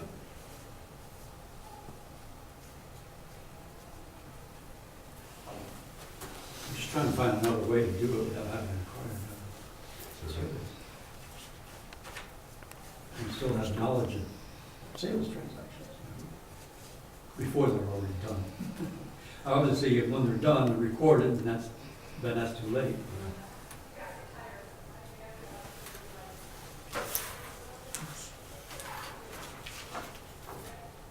Well, we can table it. Yeah. Like we've been doing. Think about it. You know, if we do end up doing something, I think the zoning board should be involved, at least somebody from there. Because when it does end up, a lot of times in front of zoning for variance, Does anybody get their green book on? it should be right here. Should be on time, right on that table. Oh, yeah, there you go. The one with all the dust on it. Tom, underneath my desk is the whole box for everybody, a copy for everybody, Yes. under the desk.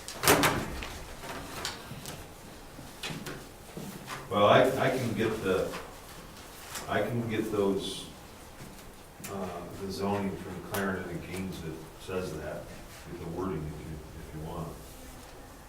And we can look at it. And we can ask Lance about it.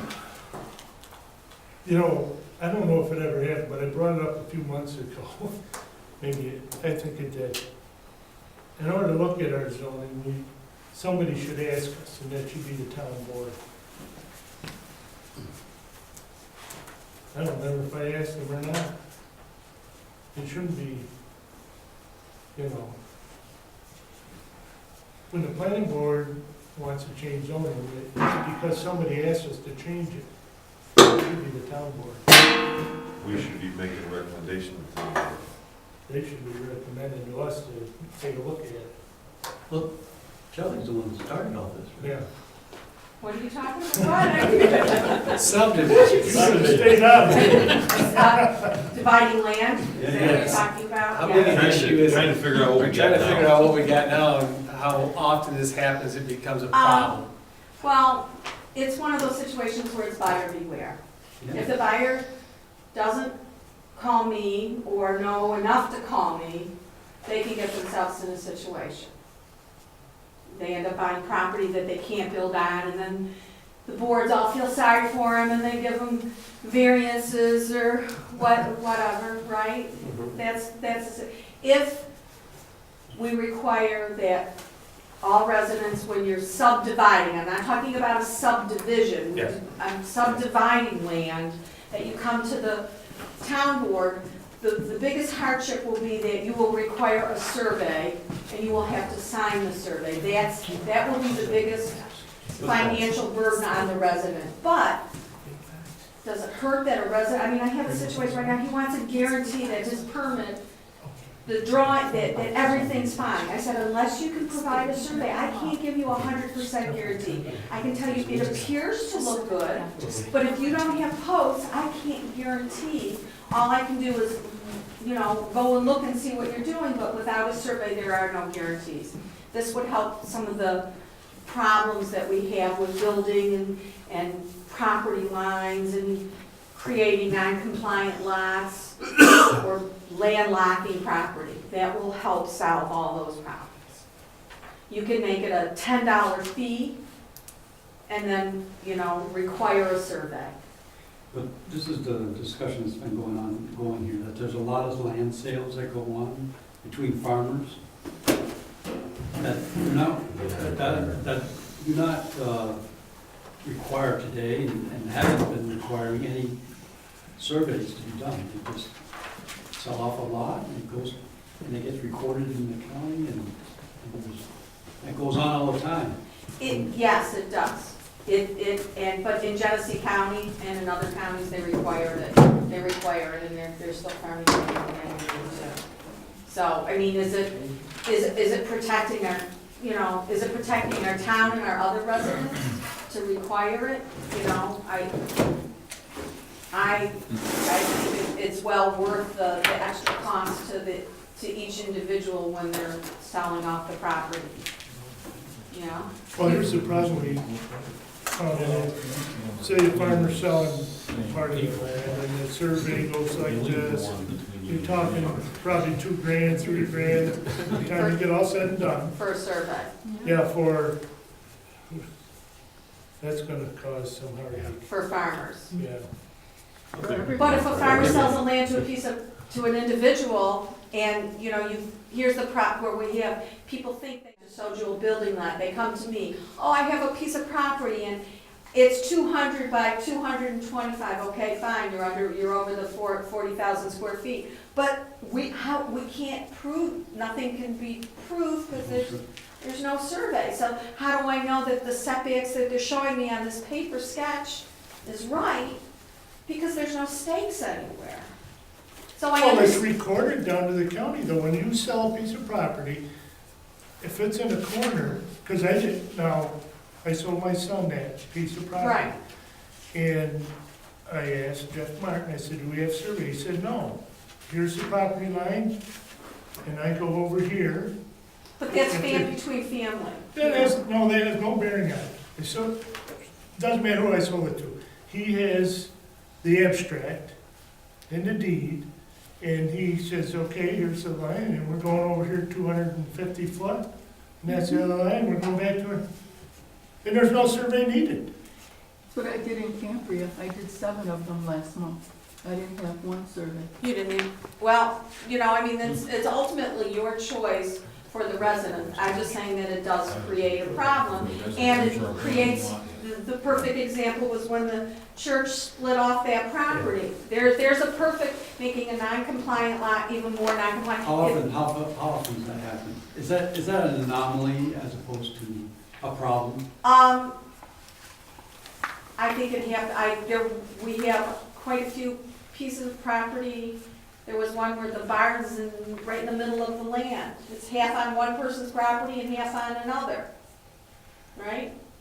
I think there was at least 2 or 3 properties in the town like that. Yeah, but they're like that, and from 100 years ago. It's not something Yeah. Yeah, but again, I think we get into, you know, maybe there's something that maybe you can make the law, if it's just for farming purposes, you don't have to, but if it's for a building lot, you have to. Maybe there, I don't know if legally you could do something, but that protects us from creating, again, a farmer can say, hey, I'm gonna sell you this lot, you can build on it, and I'm not saying that any one person would intentionally do this, and then if the person buys it and it's a non-conforming lot and they can't build on it, now they're stuck with a piece of property that they can't build on, and they come into town, oh, I need a variance because my lot's not the right size. Do you require a survey up? Huh? Do you require a survey on a building lot when it's like right at the sides? The bank will, if Because you're a bank going, would, yeah. if you're going through a But let's bank, say the they bank need a would bank. require it, if you're getting a mortgage. If you're getting a mortgage, the bank's gonna require a survey, yeah.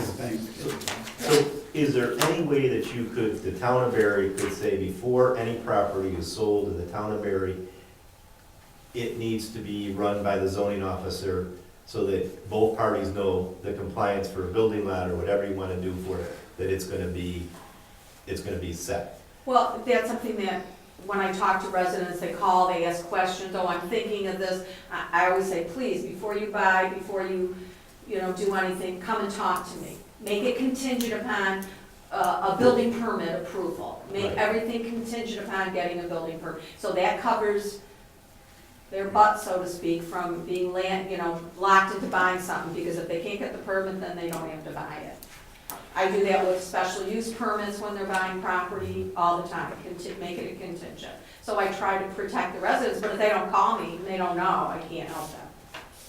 That's what I'm saying, is there any way that the sale can't go through without going through zoning? No, no. That's why most towns have it through, that it has to be approved by the planning board has to sign off Well, on I it. don't know if it's gone, I assume You know? it's But there was just, not to change the subject, but I did, just a couple things, and I didn't want to bring it up at the meeting, I didn't want to make something more controversial. In terms of the property, Joe's property and the farmer behind, and then the farmer on the other side of Joe, my question is, why does Joe have to be the one who has to do something to his property? Why doesn't the farmer have to do something that? It could be. It may be that the ditch might say go that way. Yeah, maybe they both have to tile, I don't know, I'm just saying, Whatever the recommendation comes down. yeah, Because right now, it's left in hands of, what's that? Okay, so that was just my Yeah. kind of question, and I didn't want to ask that and make it, seem negative. I don't think we left Joe with the impression that he was gonna have to fix this or anything like that. Okay. Well, what he's saying is probably gonna be the result of, if the water does have to flow across his property, and he's obviously been berming it up somewhat from what he said, if he has been holding the water back in the field, and he said he was totally for putting a ditch down his line over to the culvert, that might resolve the whole problem. Okay. I don't know, because I don't know which way the water flows over Yeah. there or whatever. Well, But we. Based on we'll the have picture, this he's third- gotta do something anyways, or his addition's gonna be involved. Yeah. yeah, and my It's gonna be understanding too floating. is behind his property, at some point in time, they also burned it up, is what he said. So that's why he's in the low, that other people kind of The brought it up. water's supposed to go somewhere, it's Right. not supposed to end up in his yard, so if Right, it it is, should be then dispersed right. evenly, yes. Okay, That so, culvert pipe's not a new issue. That battle's been going on for 20 years yeah, okay, between Since last time. Mr. Weber and Joe Grabowski. yeah. And it got real ugly. Yeah, Mr. So Weber it's was not- pretty it's heated not something before he new. got here. Yeah, he was a lot calmer in here. Yeah. Seems like the idea of a lake or something. Oh, you didn't hear that, I heard it for an hour before you guys did, so. Is there any way we can just make, I'm just asking this question, like they do, so they have to get a survey, because I guess that we're asking someone to, if you subdivide a parcel under 5 acres, you have to have a survey? To me, there's gotta be a number there where it keeps You could the do that. farmers out from trading. It's also protect anything under 5, it's gonna start getting in that area, it's probably, maybe not gonna be a building lot, it could start to raise some concerns. But Yeah. how, And I don't know how you enforce that, I'm just how do asking you a trigger question. that? How do you trigger, I mean, the enforcement process here is that, yes, Everything does, that's what I'm saying, I don't know how much you can just put in a stipulation where you gotta rely on a clerk to say, I don't know. Here's the thing, anybody can go have a land transaction in this town. There can be a land transaction in this town, any property can be sold without consulting us or Shelley, Correct. Right, right? Mhm. And it can be stamped at the county clerk's office, and that's the end of it. and Yeah. they don't even tell us. That's not all Oh, yeah, it does bad. come back. It does It's come not back to all the bad, town. that's the way it is. Yeah. But after it's Yeah. stamped, it comes back to the town because Barry's gotta know about it, Yeah. right? Yep, It just But it's changes too late to tax. change it. Yeah, yeah. And then- I'm just trying to But then they understand. bought it to put a house on it. then the buyer might go, oh, what'd I do? Yeah, yeah, Well, and we have that happen, and it's you hardship. know, and, I mean, That's so, what I'm just saying, there's some number that, once it gets below there. I mean, in some towns say you can only subdivide a piece of parcel so many times in so many years. They say that too. But see, So, to do what you you're know. saying, you would have to get the county. Right, the county would Oh, have, yeah. yeah, but the county, once you pass the law, you send it to county and shame on them Here's- for not here's following what- our laws. I don't know if Shelley, I don't know if you heard where this started, but Okay. let me tell you this. Okay, In Clarendon and Gaines, before any property can be subdivided, the owner must file with the planning board and get planning board approval and must have a licensed land surveyor survey the parcel. that's exactly what I was talking And about. it's set up with the county clerk's office that before the deed is filed, it must be stamped by the planning board. That's exactly what I'm talking about. That's exactly what I've been saying So all along. they have to, and what we're talking about here is that's gonna put a hardship on property owners who wanna For sell their surveys. property for We're surveys. trying to find. Well, but Because they have to have a survey then, that kind of a law, they have to have a survey, there's no Right. way around it. And there's a lot of land transactions going on where a survey is not part of it. Yes, and I agree with you. However, from a personal experience, we bought land adjacent to ours from the farmer. The farmer said, sure, you can buy the land, cost you X amount of dollars, and you're paying for all the surveys. And we said, we wanted the land bad enough. We paid for the survey, because that would kind of, so everyone knew where the property lines were, the boundaries were. Was it required in the town? Where- It's in the town of Barry. Oh, you're in town. Yeah. Good. And that's what we did. We anteed up and paid for it because we wanted the land. But the farmer was requiring the survey.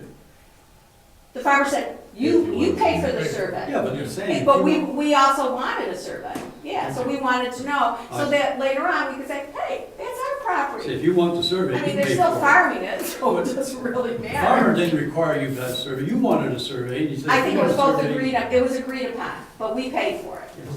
we've done the same thing. We've had neighbors that, when that originally got sold, it was 5 foot from the house, and, okay, here you go, give us $100 and you pay for the survey. Right. Here's where the problem is. I would have paid, $100 would have been a good price for the Yeah. land. I've deeded already to my boys' property for $1. Yeah. You know, it's a family deal. Yeah, I would have hated to have to Pay pay for for a a survey. survey for that. yeah. And I totally understand that, you know. I can tell you a situation in Genesee County where someone thought they got the property and everything else, and to find out, because it was a handshake and a transaction and a deed, and he filed it, and guess what? Because he didn't go through the boards, the land wasn't his. And then after he died, and he had put a garage on it and all, and, yeah, it was a big problem. This is in a different county, so I mean, there's I mean, pros and cons. the other thing is too, there's a lot of farmland in our town. And, you know, when, there's gonna be an auction here sometime, with a lot of it being sold, Yeah. right? Elvin Smith's gonna retire, when it happens is a question, I guess, but how would it be if part of that sale, he had to survey every piece of property? Think about that, right? And this law, this law they got in those two towns, if he wanted to subdivide any of it, if he wanted to sell any of it off a portion, he'd have to survey it all. Yeah. But if he subdivided it, there's Well, a difference between selling and Supposing subdividing. Right? If you're somebody, selling a whole supposing parcel. one farmer bought a portion of it, another one Yeah, bought that's another portion. subdividing, yeah. So maybe, can you do it without requiring a survey? At the discretion of the planning board, whether, maybe that's where it's allowed, so therefore you could say, well, if it's a building line, if you wanna build on it, we want a survey. But then it's hard for them to enforce it though, right? That's, because we did talk about that, but I'm not sure what the county can do. This is where I came up with, if the clerk, if we pass a law that the clerk is required, county clerk, because they're the ones that give the final approval of the sale, is that correct? Make sure I'm doing this correctly.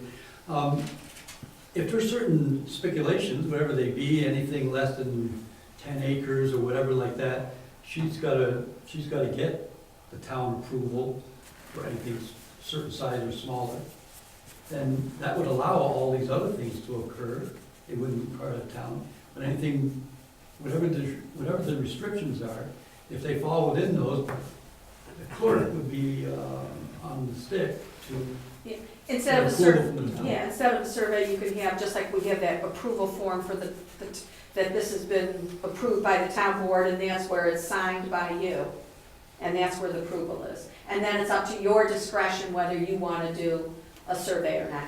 You know, some people may feel that's, you know, is that making you guys judge and jury on who gets the survey and who doesn't, I don't know, but that allows the freedom for the farmers and yet still gives the town control over that you're creating a compliant parcel. That may be the way to do it. It doesn't have to be a stamped survey, it can be just a sign off by, a letter that's signed off by the planning board that this has been approved. But the controlling entity that controls this would be the clerk, the county clerk. Yeah, but it's just, if you file it, if you go to the clerk and say, we have a new law, this is our, you know, this is a law that the town board adopted, here's our law, these are the requirements, they're the ones that have to follow it. I mean, I don't know them at the county clerk's office, but I can't imagine it would be difficult to follow. Without a survey though, and the town of Berry planning board signs off, You're responsible, you got it. right? Okay, so how many pieces of property would you say would come through here a month like that? Like, I mean, the transactions? You'd have to ask Barry how many, Five. you know, how many. I would guess there was another one before the grains, but I think 2 in 5 years. No, I mean all. Oh, you mean all transactions? Yeah, Barry could tell you. So let's say you get half a dozen every month that you gotta go through. And you turn those over to Shelley and say, Shelley, does any of all these look like they're gonna be any problems? And then she kicks back and says, yep, this one is, you know, not gonna be enough for zoning. Then do we just have the person say, look, this one's not, just sign it and on with you'll never be able to build on there. Or it's not Right, gonna be I mean, but zoning. that gives it right. You creating a parcel, but this is not a buildable lot. You allow. And you sign it, you know that it's not, and Because one of the things that I see all the time is that where they measure it, right? Some surveyors measure it from the right of way, some measure it from the center line of the road. Some places throw their ashes. And depending on that, now what is compliant, you know, what's compliant and what's not. So, yeah, Thing is though, what you're suggesting, George, how do you get out in front of that? Because, that's where everything would have to come back to us. and the only way to come back is to have the person stamping the deed be the controlling, deciding final factor. Yeah, I don't know, I think that gets too loosey-goosey and catch a lot of things that you didn't intend to catch. I mean, I say I go leave back it to my alone. thing, you either leave it the way it is, or you set it to a size that you think not we're an easy agricultural, and if it's below 5, like I keep saying 5, but I don't care. I don't think we should have smaller parcels, if someone wants to subdivide up to a certain number, then they have to come here. You've got Before a they do nice, it. you've got a nice, right now, very welcoming. People, you know, they like the way you have your zoning. It was one of the things we looked at very in-depth. And it's a welcoming situation that if you buy 10, 15, 30 acres, whatever, 100 acres, you can divide it, and there's no problem as long as you find out if people, what people are gonna use it for. Nobody wants, I know I would never sell something that would be under, I've called you. Right, but you'd be surprised, I get weird phone calls from people, yeah, I wanna build on this piece of parcel, and I'm like, all right, tell me about it, where is it, what's, you know, and you would be surprised what people think they can, what they can build, and how they can build, and where they can build. You get some, But you can straighten them right out. well, I try to give them, I tell them honestly what our codes are, you know, and, but you can't stop a land transaction that doesn't go through a bank. You know, those are the ones that slip through, Yeah, the bank or the county clerk are the only two that are gonna, yeah? She answers questions very well. I've always called you, you've answered everything I've ever asked her come in. Yeah, but you know enough to call, there's a lot of people that So we let it don't. lay for another one? Yeah. So I just have one other question, Ms. Aaron. So are you going to send a letter to Soil and Water, or how? I'm gonna call him, but I gotta get, what's his name? Can I get, You have the application, and his address is is on that there? his phone number? It should be right on the application, do you have the completed application? The application.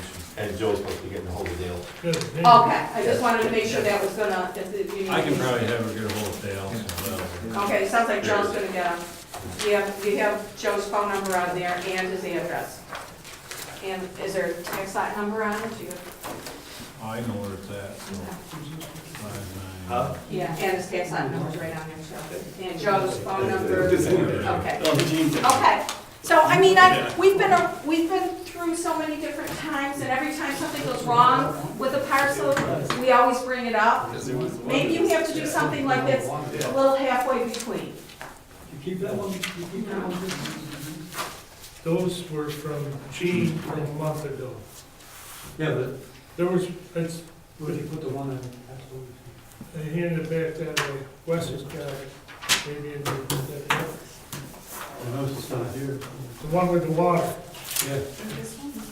There you Yeah, go. there you go. Right next to him. Please take it. I gave it to her. You know, I think the biggest the thing other with Joe is, at least he's trying to come up into compliance, because when he originally, I don't think he wants the water in his yard either. no, but when he originally built the pole barn, we had the discussion of what are you doing there? And he said, it's just gonna be personal, and then it started to look like a business, more and more like a business, so, anyways, yeah, we all, okay, You want me to offer? Thank you. if they okay, want to good take luck them, with or- that, I don't know. I think you should do something. Take them, read. Yeah. What? I know, but you know, like, I know it's hard to change the laws and be more stringent, but if it protects everybody, At what cost? If we're doing something No, this is it. only happens once every 10 years, is Guys, count.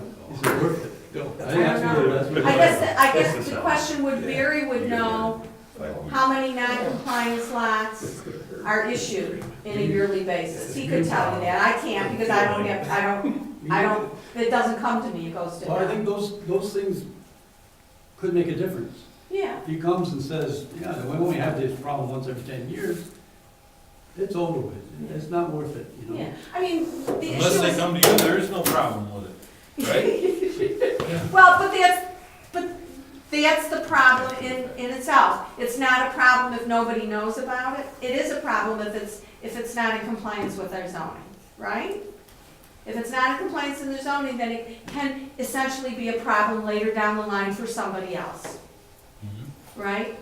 I get that all the time. People's like, well, this is the town of Erie, don't tell me what to do. You know? I don't think that just happens in town of Perry, but. Well, but I hear that. I don't hear it in other towns because I don't work there, but I hear that that all the time, so. Did you want these, did somebody want these? I just wonder where it went. I think they go in the file, don't they? Yeah. They go in the file. But maybe there's a way to make some kind of leniency, you know, that's holds people accountable without costing them money. And doesn't put the town planning board at risk for liability. That would be the, Another consideration. yeah. Okay, Shelley, you take the liability. No, I'm not saying liability, all we're trying to get around is if it's conforming or not conforming. Yeah, Right? but I would say I want a survey, because to me, that's the only way, because I just had this argument with someone tonight.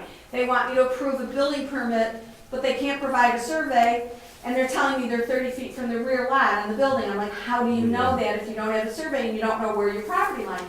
Now, that, you know, it appears to be okay, but I can't guarantee it. Well, I need you to say it's approved. I said, then get a survey.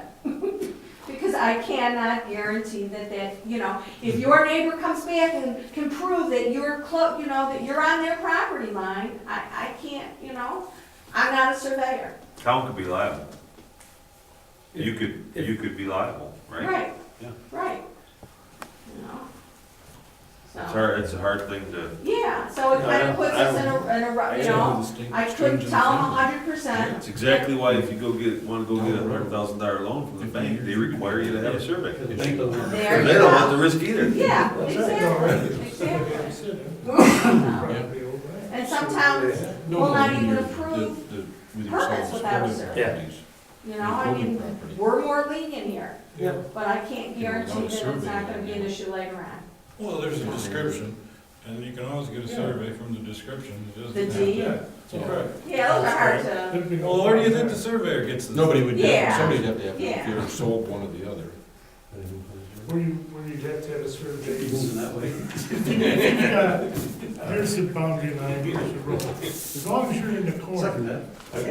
you don't need a survey, because they can measure out. Now, if you start this stuff, Or how about this? then you